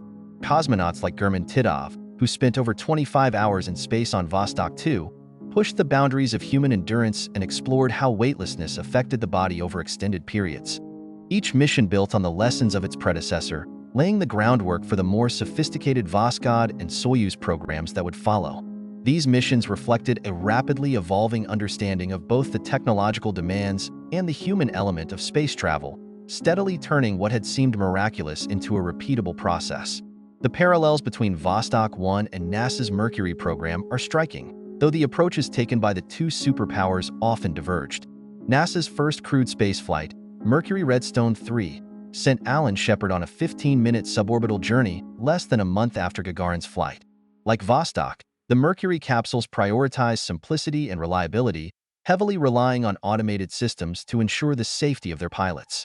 However, NASA placed a greater emphasis on allowing astronauts to manually control their spacecraft, a reflection of a distinctly American approach to exploration and innovation. Both programs embodied the same sense of urgency, driven by the pressures of the space race, and both celebrated their astronauts as national heroes. Yet, beneath the public accolades, there was an undercurrent of shared risk, with every flight carrying the weight of its nation's pride and ambition. The technology of Vostok 1, groundbreaking in its time, now seems primitive compared to modern spacecraft. The capsule, with its spherical design and limited instrumentation, was a marvel of simplicity. It had no onboard computer, relying on pre-programmed systems and ground control for navigation. Safety measures were basic. Gagarin was equipped with a parachute in case of ejection, but the technology offered little redundancy. Today's crewed spacecraft, such as SpaceX's Crew Dragon or NASA's Orion, feature advanced avionics, real-time data processing, and sophisticated life support systems designed for long-duration missions. Yet, the principles established by Vostok, ensuring human safety, minimizing weight, and maximizing reliability, remain central to spacecraft design. Yuri Gagarin, after his historic flight, became more than a cosmonaut. He became a global ambassador for space exploration. He traveled the world, meeting leaders and inspiring audiences across continents. His humility and charm made him a beloved figure, bridging political divides even as the Cold War raged on. Though his flying career was limited after Vostok 1 due to concerns for his safety, he continued to train other cosmonauts and remained deeply involved in the Soviet space program. Tragically, his life was cut short in 1968 during a routine training flight, but his legacy endured, immortalized in statues, films, and the hearts of those who saw him as the embodiment of humanity's boundless potential. The lessons of Vostok 1 echo through today's space programs. Its success underscored the importance of rigorous testing, human adaptability, and careful contingency planning.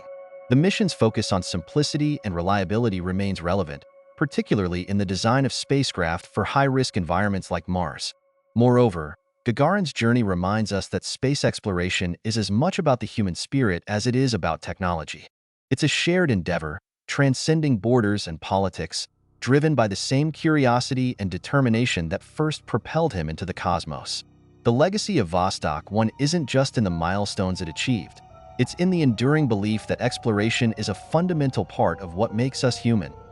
Mariner 2, 1962, first successful Venus flyby, USA.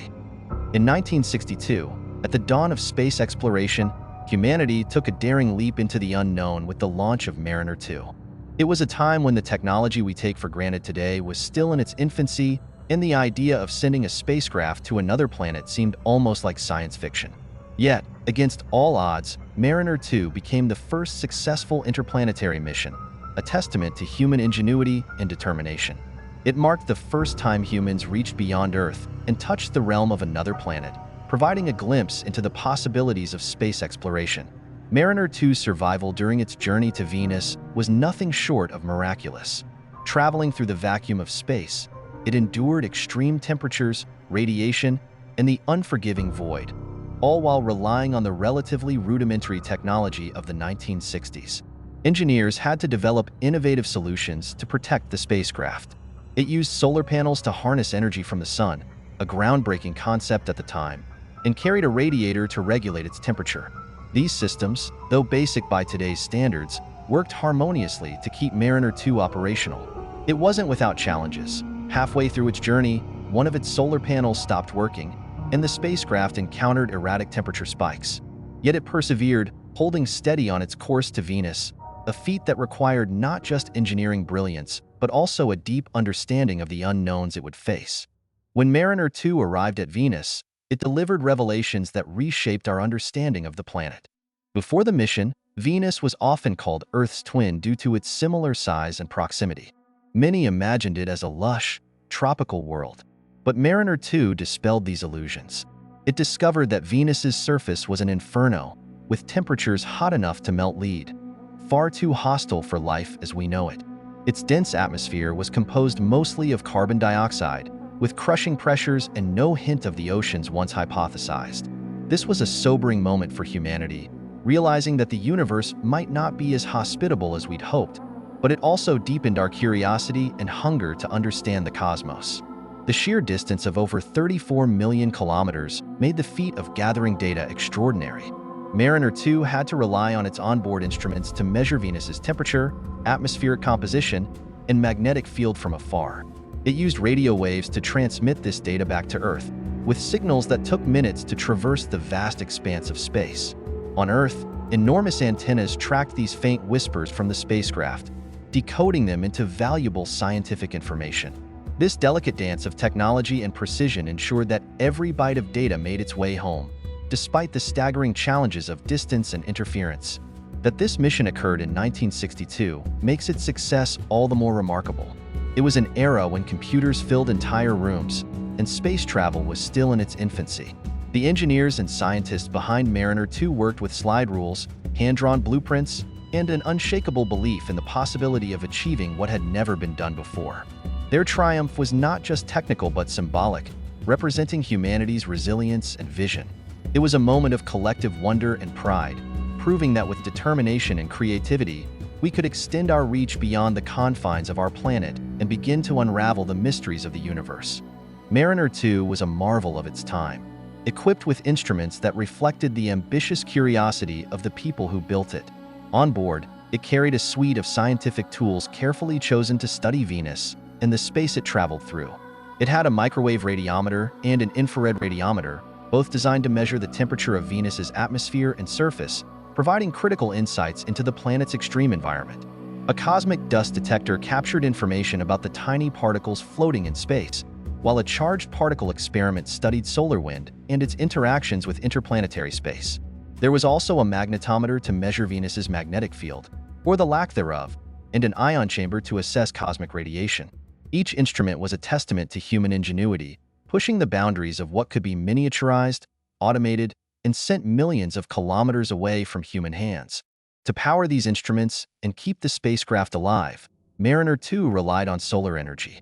It was equipped with 2 large solar panels that unfurled like wings once it left Earth. These panels converted sunlight into electricity to charge onboard batteries, ensuring a steady supply of power. But space is unforgiving, and as Mariner 2 journeyed closer to the Sun, its systems had to endure increasing heat. The spacecraft's electronics were designed to handle this stress, but redundancy was key. Even when one of the solar panels failed mid-mission, the remaining systems carried on, continuing to send valuable data back to Earth. Mariner 2's core systems remained functional for about 3.5 months after its encounter with Venus, a testament to the robust engineering that allowed it to outlast the uncertainties of space. Communication was another cornerstone of Mariner 2's success. In an era long before the sophistication of modern deep space networks, the spacecraft used a low-gain and high-gain antenna to transmit signals back to Earth. These signals, encoded with data from its instruments, traveled millions of kilometers, eventually captured by tracking stations on Earth, including those in Goldstone, California. The signals were faint and had to contend with interference from space and Earth's atmosphere, but ground-based engineers built systems capable of amplifying and decoding them with remarkable accuracy. This constant two-way communication was a lifeline, enabling not just data transmission but also adjustments to the spacecraft's trajectory and systems. Mariner 2's journey to Venus was not a straight shot, but a carefully calculated trajectory that relied on gravitational physics and precision timing. After its launch on August 27, 1962, it followed a heliocentric orbit, gradually moving closer to Venus's path around the Sun. This required meticulous planning, as even the smallest miscalculation could have sent the spacecraft drifting into the void. Engineers on Earth monitored its position constantly, using tiny course corrections to ensure it stayed on track. These adjustments were executed with small bursts from onboard thrusters, nudging the spacecraft in the right direction while conserving fuel. Stabilization and navigation during the mission were no less intricate. Mariner 2 used a spin stabilization system, where the entire spacecraft rotated slowly to maintain its orientation. This spinning motion, combined with sun sensors and gyroscopes, ensured that the solar panels stayed aligned with the Sun and the antennas pointed back toward Earth. It was an elegant solution to the challenges of deep space navigation, balancing simplicity with effectiveness. The spacecraft's design was also a study in resilience. Mariner 2 had to survive the extremes of space: searing heat near the Sun, freezing cold in shadowed regions, and constant exposure to cosmic radiation. Its body was protected by thermal coatings and reflective surfaces to manage temperature fluctuations. Inside, critical components were shielded to withstand radiation. These measures, along with its modular construction, made the spacecraft robust enough to endure the long journey to Venus and beyond. Every aspect of Mariner 2, from its instruments to its trajectory, was a triumph of engineering and foresight. Yet behind these technical details was a team of dedicated individuals, driven by the desire to explore and understand. Their work wasn't just about machines and equations. It was about extending the reach of human curiosity into the vast unknown. In the charged atmosphere of the early 1960s, Mariner 2 wasn't just a scientific mission, it was a bold statement in the context of the space race. The Cold War had transformed space exploration into a high-stakes competition between the United States and the Soviet Union, with each side vying to prove the superiority of its technology, ideology, and vision of the future. When Mariner 2 successfully completed its journey to Venus, it marked a crucial victory for the United States, demonstrating that it could achieve feats of interplanetary exploration that were unparalleled at the time. It wasn't merely a technical milestone. It was a geopolitical one, asserting America's capability to compete and win on the grandest stage imaginable. The Cold War itself was an unrelenting driver of progress. The rivalry with the Soviet Union pushed the United States to invest heavily in space exploration, sparking a rapid acceleration in innovation.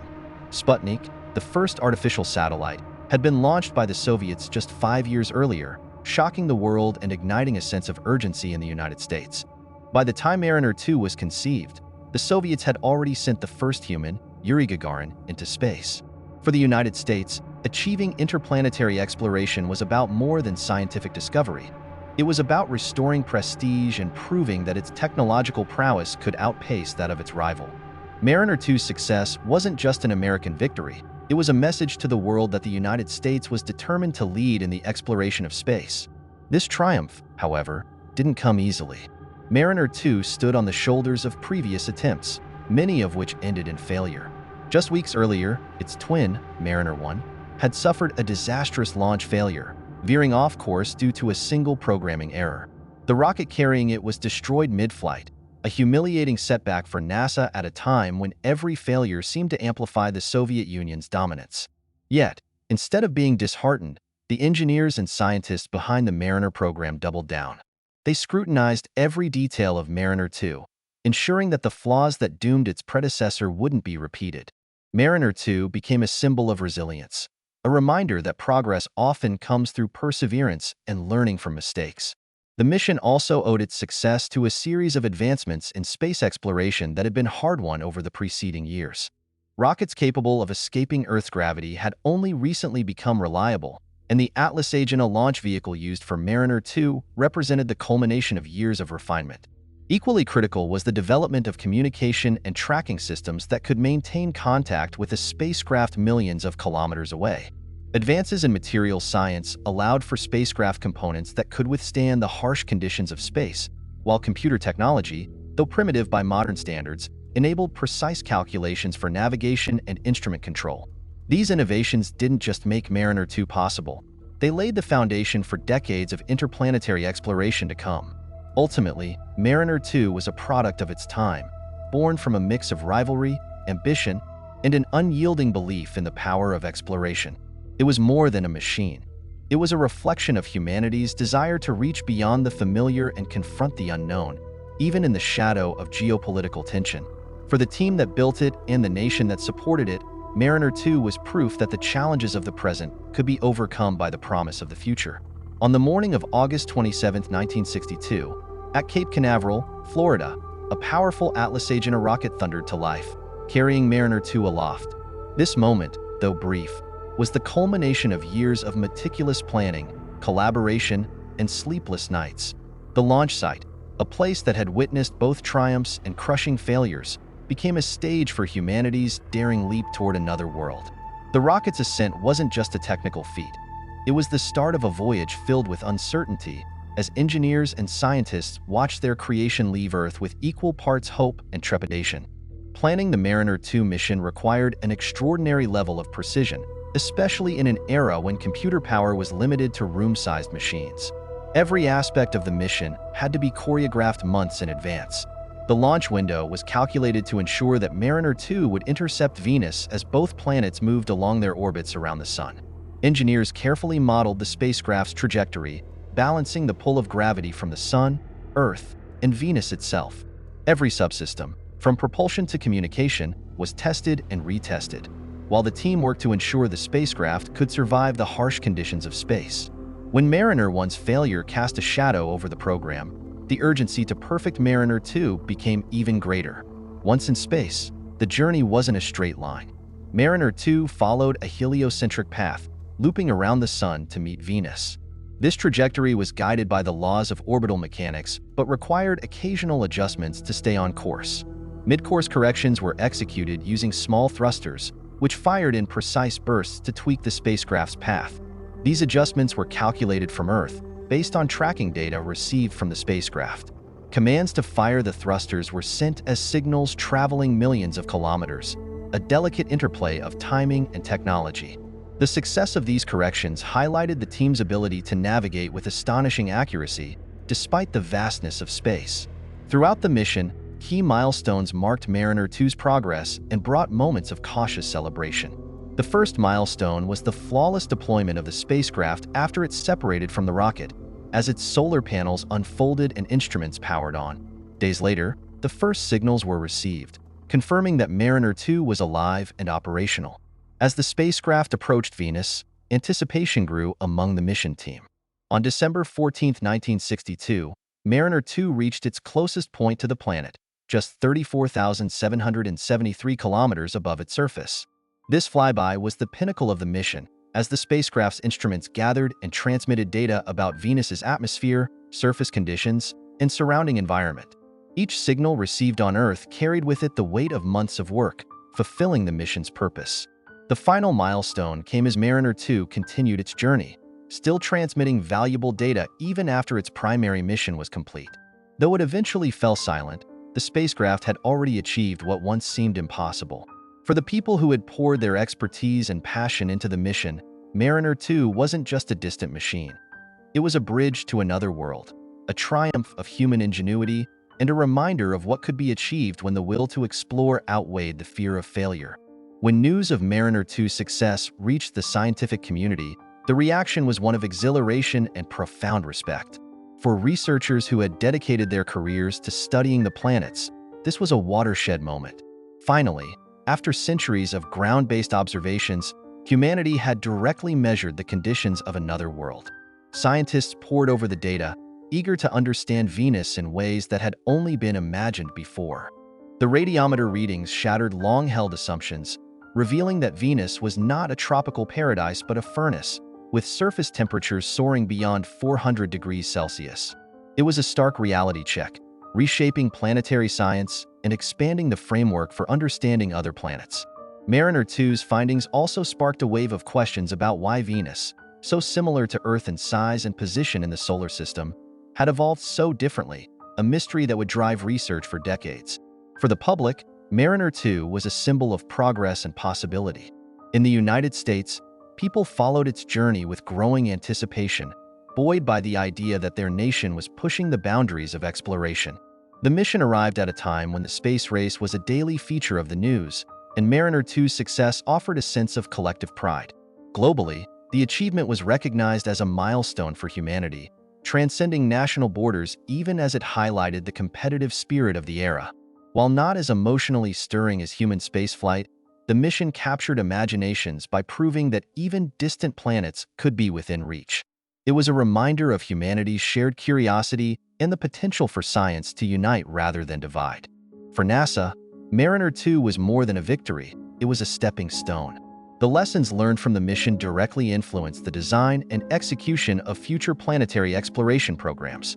From the Mariner program's subsequent missions to Mars and Mercury, to the ambitious Viking and Voyager missions of the 1970s, the techniques and technologies pioneered by Mariner 2 became a blueprint for interplanetary exploration.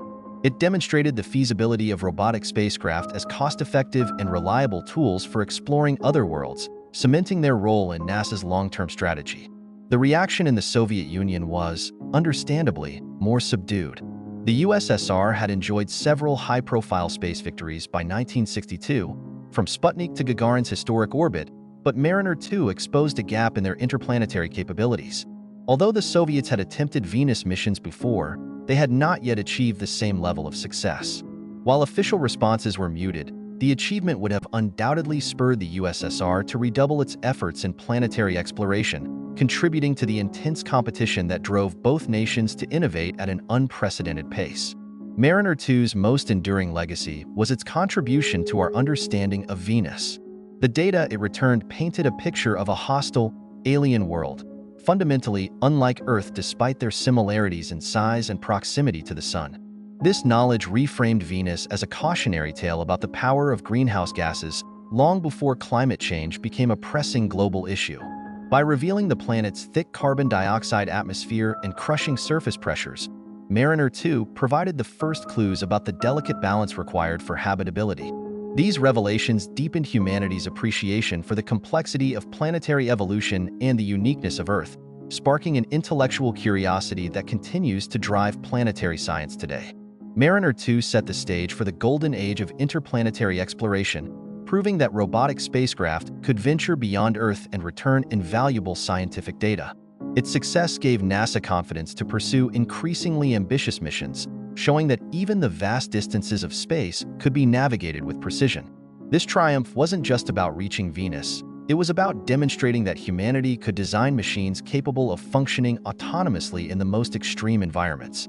The mission established techniques for spacecraft communication, navigation, and instrumentation that became standard in future endeavors.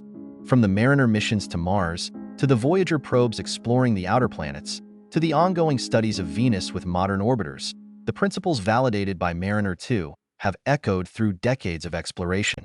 Mariner 2 fundamentally shaped NASA's philosophy regarding robotic exploration. The mission proved that unmanned spacecraft were not only practical but essential for probing the distant reaches of the solar system. Robots could go where humans couldn't, yet, and deliver results with a level of detail and efficiency that set a new standard. Following Mariner 2, NASA's focus expanded to include a robust portfolio of planetary science missions. The success inspired a systematic approach, defined clear scientific goals, prioritize instrument payloads, and design spacecraft that could endure specific planetary conditions. This methodology became a hallmark of NASA's exploration strategy, seen in missions like the Mars rovers, the Galileo spacecraft to Jupiter, and the Perseverance rover currently exploring Mars. In the history of space exploration, Mariner 2 occupies a special place as the first mission to achieve interplanetary success. It is remembered as a quiet pioneer. Its achievements less dramatic than the moon landings, but no less significant.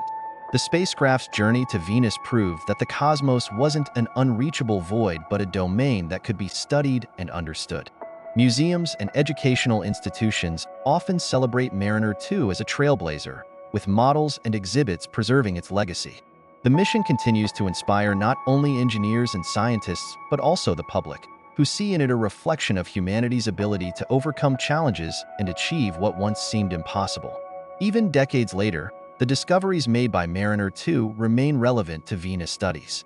Its measurements of the planet's searing surface temperature and thick carbon dioxide atmosphere were the first hard evidence of the runaway greenhouse effect, a phenomenon that still informs climate models today. These findings sparked a deeper interest in Venus as a key to understanding planetary atmospheres, evolution, and habitability. Modern missions, like the European Space Agency's Venus Express and NASA's upcoming Veritas mission, continue to explore questions first raised by Mariner 2. Its data laid the groundwork for a field of study that remains active and vital, as scientists seek to unravel the mysteries of Earth's enigmatic neighbor. Perhaps one of the subtler but far-reaching effects of Mariner 2's success was its impact on international collaborations in space exploration. While the space race had its roots in geopolitical rivalry, achievements like Mariner 2 underscored the value of shared scientific progress. Over time, this recognition helped foster cooperative efforts like the International Space Station and joint planetary missions involving multiple countries. Mariner 2 demonstrated that the quest to explore other worlds transcended borders, planting the seeds for a future where nations could work together to push the boundaries of human knowledge. Mariner 2's journey to Venus wasn't without its share of surprises and obstacles, a testament to both the unforgiving nature of space and the resilience of the spacecraft. One of the most notable challenges occurred early in the mission when one of its solar panels temporarily stopped providing power. For days, the team on Earth monitored the situation anxiously, fearing that the spacecraft might not have enough energy to complete its journey. Then, as if by some cosmic grace, the panel resumed operation, stabilizing the mission. This episode underscored the fragility of early space technology and the high stakes of operating millions of kilometers away from home. Later in the journey, Mariner 2 faced temperature fluctuations as it moved through the varying heat of space and the proximity to the sun, but its design, including specialized thermal coatings, managed to keep the instruments operational. When Mariner 2's mission ended, its job was done. But its journey wasn't. The spacecraft continued to orbit the sun, becoming a silent artifact of humanity's early steps into interplanetary space. It no longer transmitted data, its instruments eventually succumbing to the harsh environment, but Mariner 2 remained a symbolic beacon. It is still out there, a relic of 1962, forever circling the sun. A reminder of a time when venturing beyond Earth's orbit was a leap into the unknown. Among the lesser-known aspects of Mariner 2's story is the sense of urgency and improvisation that characterized its development. After the failure of Mariner 1, NASA engineers had to work under intense pressure, knowing they only had a narrow window to launch Mariner 2 before Venus moved out of range. Anecdotes from the team reveal the human side of the mission. Sleepless nights, last-minute design tweaks, and a mix of fear and hope that permeated every decision. There's even an amusing anecdote about how a tracking station operator once described the faint signals from Mariner 2 as sounding like a very tired bird chirping, a poetic touch that captured the fragility of this groundbreaking mission. In the years following its success, Mariner 2 was honored as a pioneer in space exploration. NASA and scientific organizations held events to commemorate its achievements, and its story became part of textbooks and documentaries about the space age. In 2012, on the 50th anniversary of the mission, the spacecraft was celebrated with retrospectives highlighting its role in opening the door to interplanetary exploration. It may not have the public notoriety of missions like Apollo 11, but for those who study space history, Mariner 2 holds a special place, a quiet hero of its time, marking humanity's first triumphant leap beyond our home planet. Mariner 2 stood apart from earlier missions like the Soviet Union's Luna 2, which had achieved the historic milestone of being the first spacecraft to impact another celestial body, the Moon, in 1959. While Luna 2's success demonstrated that humanity could reach beyond Earth, it was a short-range accomplishment. Mariner 2, on the other hand, aimed at a far more ambitious target, traversing tens of millions of kilometers to another planet. This leap from lunar exploration to interplanetary travel showcased the growing confidence and technological sophistication of space programs. Luna 2 was a sprint, Mariner 2, a marathon, proving that space exploration was not just about reaching, but sustaining operations in deep space. The lessons learned from Mariner 2 became the bedrock for future missions. Its navigation techniques, mid-course corrections, and ability to operate autonomously were groundbreaking. These same principles guided missions to Mars, such as Mariner 4, which became the first to capture images of another planet. The concept of focusing on flybys, as opposed to immediate landings, allowed NASA to gain incremental knowledge of distant worlds before committing to more complex operations. For the outer planets, this approach was crucial. The Voyager missions, for instance, relied heavily on flyby dynamics perfected during the Mariner program, using gravity assists to visit multiple targets. Mariner 2's success showed that interplanetary missions could be both cost-effective and scientifically rich, laying a roadmap for exploring the solar system. Our understanding of Venus has evolved dramatically since Mariner 2's flyby. While the spacecraft revealed a planet shrouded in thick clouds, with searing surface temperatures and an atmosphere dominated by carbon dioxide, subsequent missions like Magellan and ESA's Venus Express expanded this knowledge.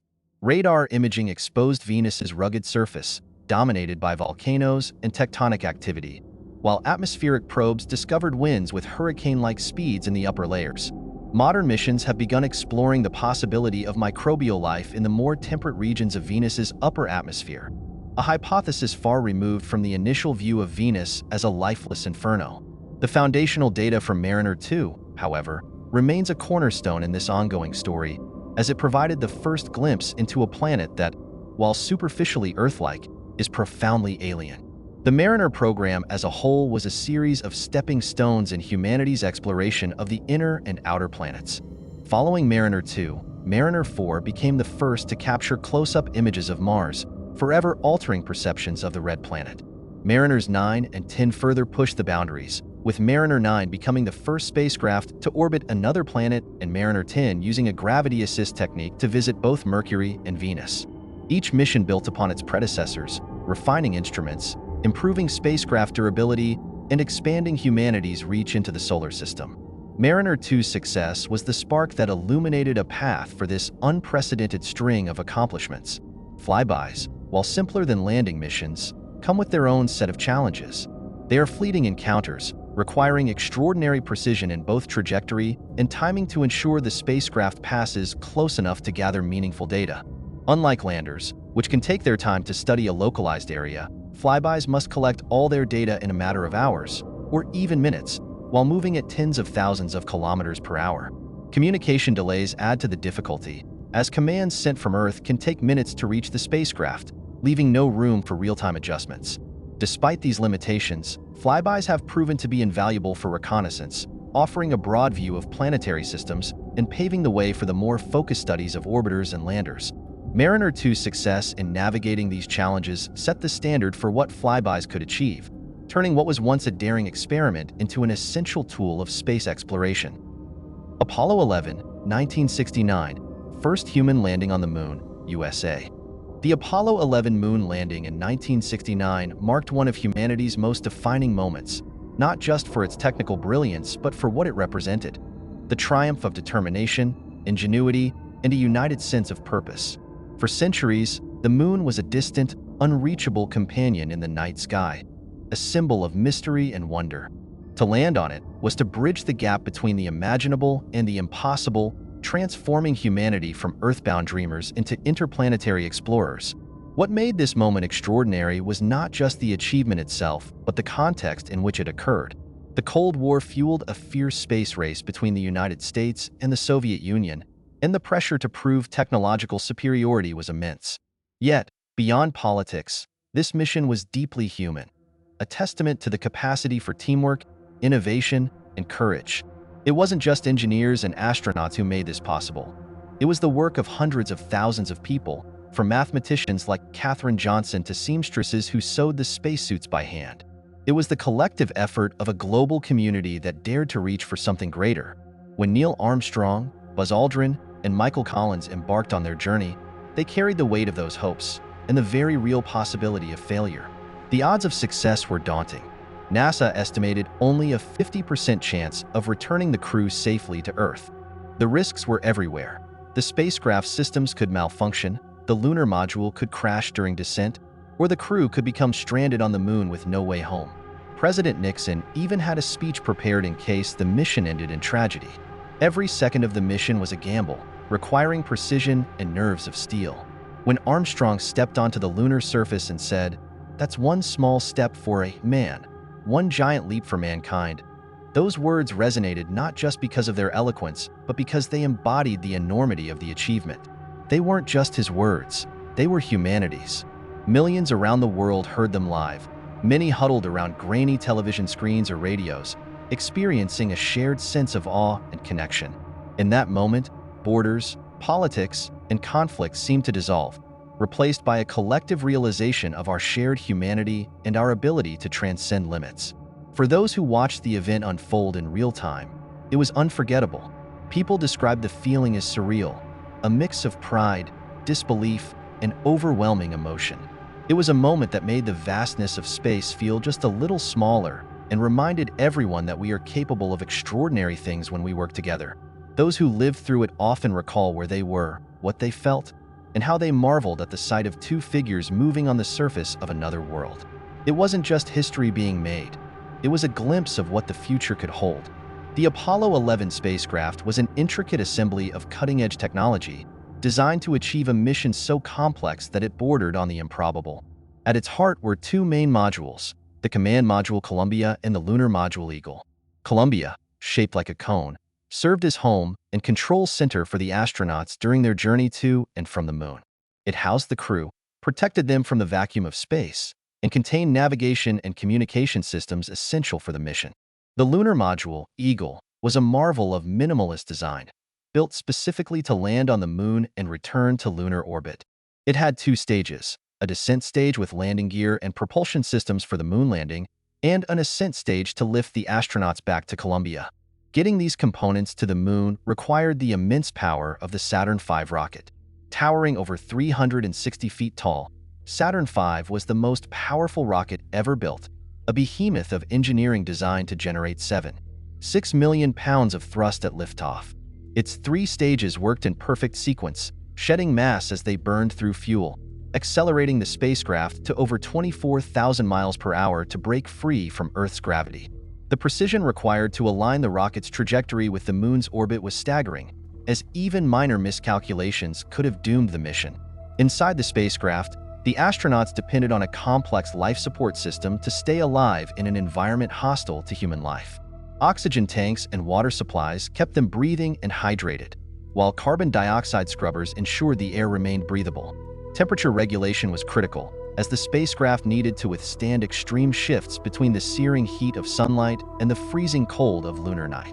Communication with Earth was equally vital, achieved through high-frequency radio systems that allowed constant updates, commands, and telemetry data to flow between the spacecraft and NASA's mission control in Houston.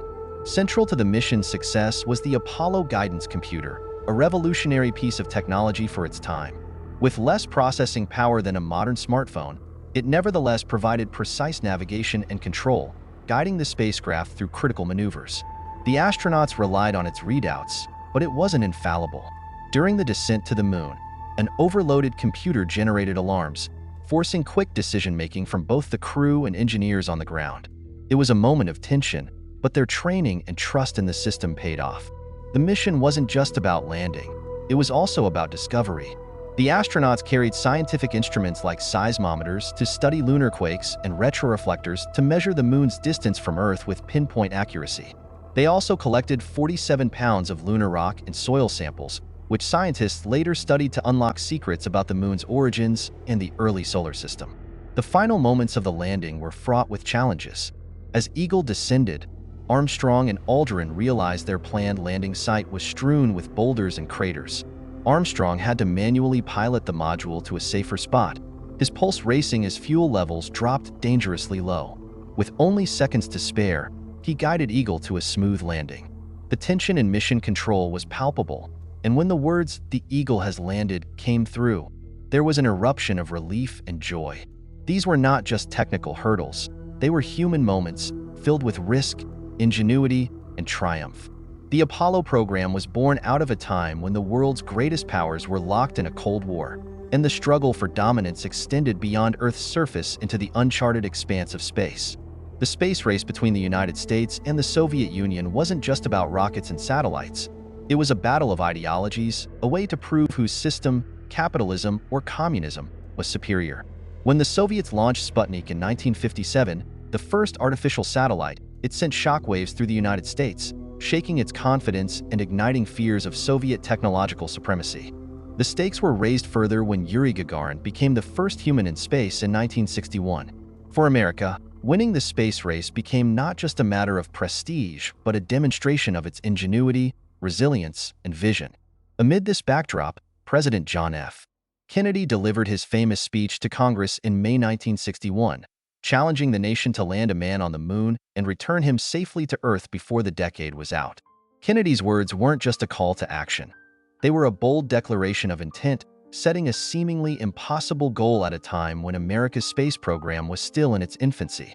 The significance of his speech lay in its ability to galvanize a nation. It wasn't just about reaching the moon. It was about believing in the power of human ingenuity to overcome immense challenges.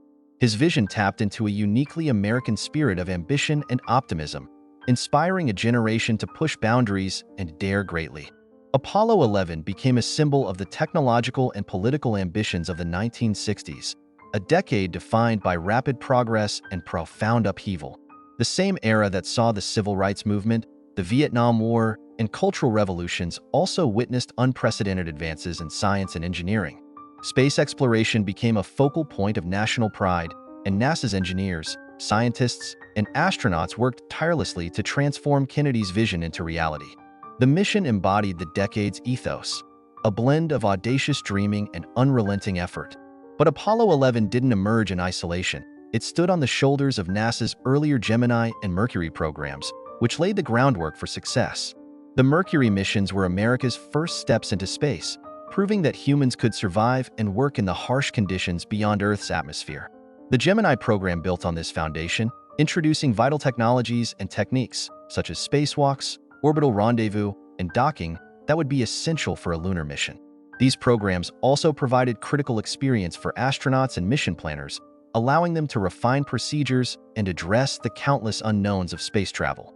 Each milestone in the years leading up to Apollo 11 was part of a broader tapestry of perseverance, trial, and error. Behind the monumental achievements were countless individuals who worked tirelessly, often without recognition, to solve problems no one had ever encountered before. The success of Apollo 11 was not just a victory in the space race. It was a testament to what can be achieved when human creativity, determination, and courage are united in pursuit of a common goal. On July 16, 1969, at Cape Kennedy in Florida, the Apollo 11 mission began with the roar of the Saturn V rocket, a towering giant that carried the dreams of humanity.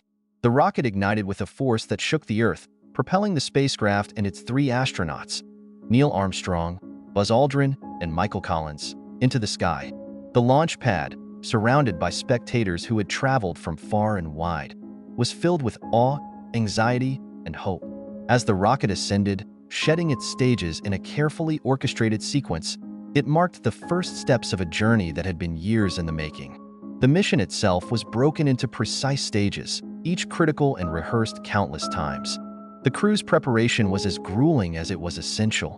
Months of simulations tested them for every conceivable scenario, from catastrophic engine failures to manual navigation under pressure. Armstrong, Aldrin, and Collins practiced not only technical maneuvers but also teamwork, knowing that their lives would depend on seamless cooperation. They spent hours submerged in pools to mimic weightlessness and days in simulators designed to replicate the harsh realities of space travel. By the time they stepped into Columbia, their training had transformed them into the embodiment of precision and calm. Once in space, the journey to the moon was a series of milestones, each achieved with a mix of machine precision and human skill. After reaching Earth's orbit, the spacecraft executed a translunar injection, firing its engines to break free of Earth's gravity and set course for the moon. For 3 days, the crew traveled through the silent vacuum of space, adjusting their trajectory with small course corrections. As they approached their destination, they witnessed the moon grow from a distant orb into a vast, cratered world, a sight that left even these seasoned astronauts in awe. Entering lunar orbit was another critical phase, requiring a perfect burn of the spacecraft's engine to slow it down and allow the moon's gravity to capture it. The separation of the lunar module, Eagle, from the command module was a delicate maneuver. Collins, piloting Columbia, remained in orbit while Armstrong and Aldrin descended toward the moon's surface. Inside the cramped lunar module, every movement was deliberate as they prepared for landing. As Eagle descended, alarms from the onboard computer signaled overloads, forcing Armstrong to take manual control. The planned landing site proved hazardous, littered with boulders and craters, requiring Armstrong to search for a safe spot as fuel dwindled to critical levels. His heart raced, but his hands were steady. With just seconds of fuel remaining, he brought Eagle down safely. The Eagle has landed, echoed across mission control, unleashing cheers and tears of relief. Walking on the moon was no less challenging. The surface was unlike anything they had experienced. Fine, powdery dust, but with a surprising firmness underneath.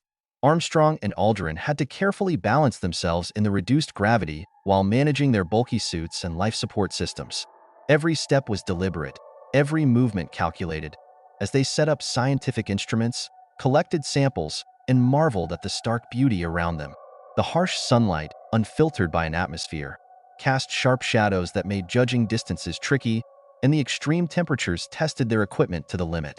Yet through it all, they worked methodically, conscious of the ticking clock and the need to leave no room for error. Reuniting with Columbia was another feat of precision. After their historic moonwalk, Armstrong and Aldrin launched the ascent stage of Eagle, leaving behind its descent stage as a silent sentinel on the lunar surface. Timing was critical. Collins, orbiting above, had to align Columbia perfectly to dock with the returning lunar module. The moment they reconnected was one of immense relief, a culmination of practice, trust, and flawless execution. Together again, the three began their journey home, carrying with them not just samples of lunar soil, but the fulfillment of humanity's ancient dream to touch the stars. When Apollo 11 successfully returned to Earth and the astronauts splashed down in the Pacific on July 24, 1969, the United States erupted in celebration. Across the nation, people gathered for parades, television specials, and ceremonies to honor not just Neil Armstrong, Buzz Aldrin, and Michael Collins, but everyone involved in making the mission a success. Cities threw ticker tape parades that filled streets with confetti and cheers, and the astronauts were greeted as heroes wherever they went. President Nixon, who personally welcomed them aboard the USS Hornet after their recovery, declared the achievement a triumph not just for America, but for all humankind. The mission had united a deeply divided country, if only for a moment, with a shared sense of pride and accomplishment. The global reaction was equally profound. From crowded streets in Paris to villages with radios crackling in remote corners of the world, people marveled at the audacity and success of Apollo 11. It wasn't just a victory for one nation. It felt like a collective human achievement. World leaders, including those from rival nations, extended congratulations, recognizing the mission as a milestone for humanity.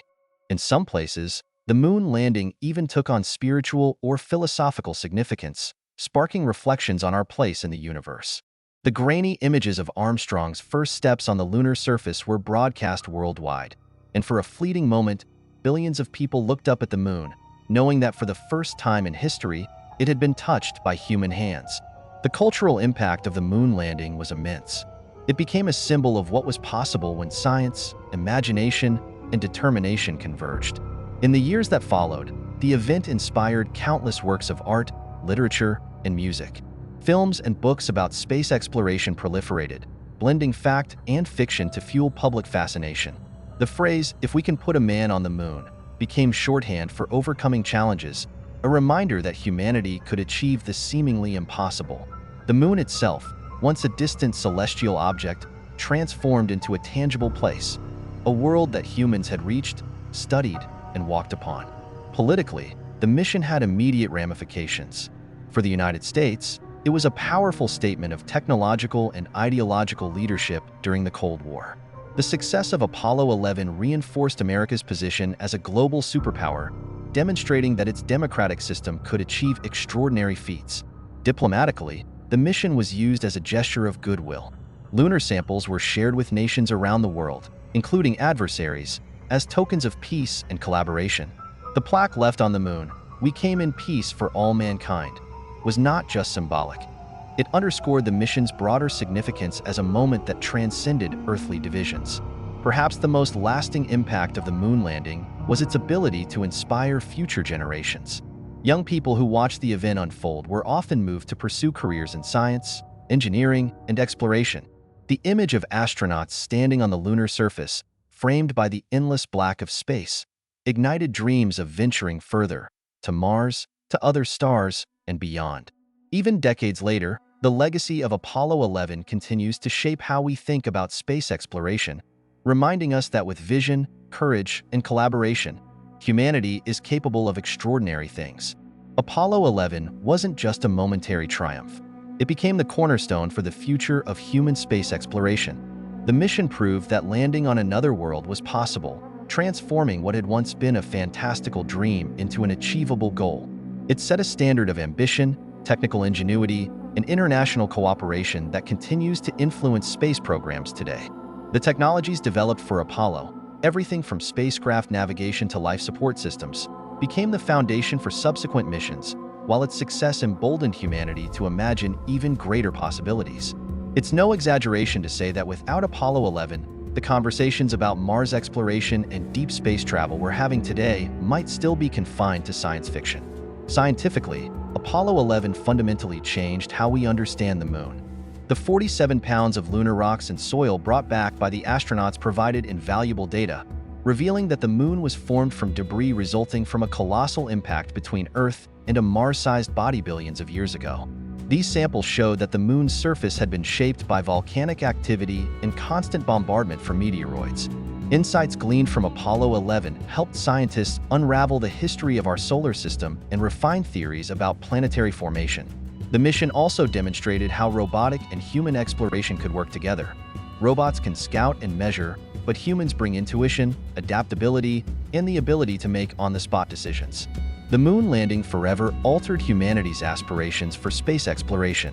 It set Mars as the next great frontier, a world where humans might one day walk, live, and even build settlements. The parallels between the lunar and Martian ambitions are striking. Every rover sent to Mars, every plan for a manned mission, carries echoes of Apollo 11. The challenges of the moon landing, how to navigate, survive, and work in an alien environment, have become a blueprint for thinking about Mars, a destination even more hostile and distant. Apollo 11 taught us not only the technical requirements, but also the mindset needed for such daring exploration. Even decades later, Apollo 11's legacy is deeply woven into our culture. Museums around the world preserve artifacts from the mission, from the actual Columbia Command Module on display at the Smithsonian to moon rocks that inspire awe in visitors of all ages. Films, documentaries, and books retell the story, reminding new generations of the courage and ingenuity that define the mission. Schools use Apollo 11 as a teaching tool, not just for science and history, but to inspire lessons about perseverance, teamwork, and the pursuit of knowledge. Every year, Anniversaries of the moon landing rekindle interest in the space program, showing that its power to inspire remains undiminished. The lessons of Apollo 11 resonate strongly today. It underscored the importance of collaboration, both within teams and across nations. The mission's success was not just the result of a single country's efforts, but the culmination of contributions from people of diverse disciplines and backgrounds. It taught us the value of rigorous preparation and the need to anticipate and adapt to the unexpected, lessons that are as relevant to future missions to Mars as they are to current projects like the Artemis program. Most of all, Apollo 11 reminded humanity that the greatest barriers are often the ones we place on ourselves, and breaking through them requires courage, creativity, and a belief in something larger than ourselves. Apollo 11 was a mission of meticulous planning, but space, as always, had its surprises. One of the most tense moments occurred during the lunar module's descent to the moon's surface. Unexpected alarms from the onboard computer disrupted the critical final minutes. The problem, later traced to an overloaded guidance system, required swift analysis from both mission control and the crew. Neil Armstrong, with his calm demeanor, had to manually pilot Eagle to a safer landing spot as the designated area was strewn with boulders.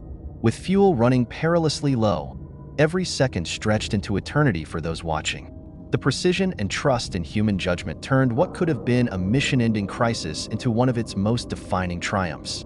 For the astronauts, the mission was not just a technical feat, but a profoundly personal journey. Michael Collins, orbiting alone in the command module, described moments of deep solitude as he became the most isolated human being in existence, cut off from both the Earth and his crewmates on the moon's far side. Armstrong and Aldrin, stepping onto the lunar surface, were struck by the alien beauty around them. The vast, silent expanse offered a perspective that was as humbling as it was awe-inspiring. They knew that every action, every word, was being watched by millions on Earth. Yet they also felt the solitude of being so far from home. Their emotions ranged from exhilaration to a quiet reverence for the magnitude of what they were experiencing.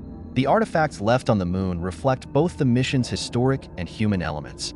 The astronauts placed a plaque on the lunar module's descent stage that read, "Here men from the planet Earth first set foot upon the moon, July 1969 A.D. We came in peace for all mankind." An American flag was planted, although it would later be knocked over by the ascent module's exhaust. They also left a silicon disc containing goodwill messages from world leaders and a memorial package honoring fallen astronauts and cosmonauts. These items remain there, untouched, silent witnesses to humanity's first steps beyond our planet. Apollo 11 is not without its share of lesser-known tales and myths. One story involves Aldrin quietly taking communion on the moon, a deeply personal act that NASA kept private at the time. Then there's the enduring controversy fueled by conspiracy theorists who claim the moon landing was faked, a notion debunked countless times, but still persisting in some corners of society. Such myths, while frustrating to those who worked on the mission, underscored just how extraordinary the achievement was. It felt almost too incredible to be real. Supporting this monumental endeavor was an intricate global tracking network, a lifeline connecting the astronauts to Earth. Stations positioned strategically around the world, from Australia to Spain, ensured uninterrupted communication as the Earth rotated. The famous Parkes Observatory in Australia played a crucial role in transmitting the first television images of Armstrong's moonwalk, enabling billions to share the moment. Without this network, the mission could not have succeeded, and its seamless operation highlighted the critical role of international collaboration in space exploration. The story of Apollo 11 is not just about technical brilliance, but the unpredictability, humanity, and collective effort that defined it. It's a tale of challenges overcome, profound personal moments, and a legacy that reminds us of what's possible when we dare to dream. Apollo 11 was the trailblazer, the first step into the unknown, and as such, it carried a weight of uncertainty that none of the subsequent missions faced in quite the same way. Later Apollo missions, like Apollo 12 and the famous Apollo 17, built on the foundation laid by Apollo 11. They carried more sophisticated equipment, allowed for longer stays, and conducted more complex scientific experiments. For instance, Apollo 12's pinpoint landing near Surveyor 3 showcased refined navigational precision, and Apollo 17 brought a geologist, Harrison Schmitt, to the moon, emphasizing the program's growing scientific focus. Yet, no matter how much the missions evolved, none could match the singular, world-stopping impact of Apollo 11. It was the first, the one that made everything that followed possible. The Apollo program, and particularly Apollo 11, revolutionized rocketry and spaceflight. The Saturn V rocket, the workhorse of the program, remains one of humanity's most powerful and reliable launch vehicles. Its design and capabilities, from its staggering thrust to its three-stage configuration, became a benchmark for future rockets. The program also pioneered spacecraft docking, precision trajectory control, and life support systems capable of sustaining humans for extended periods in space. These advancements were not confined to lunar missions. They became the backbone of all modern space exploration, influencing the design of the space shuttle, space stations, and interplanetary probes. The ripple effects of Apollo 11 were felt around the globe, especially in international space programs.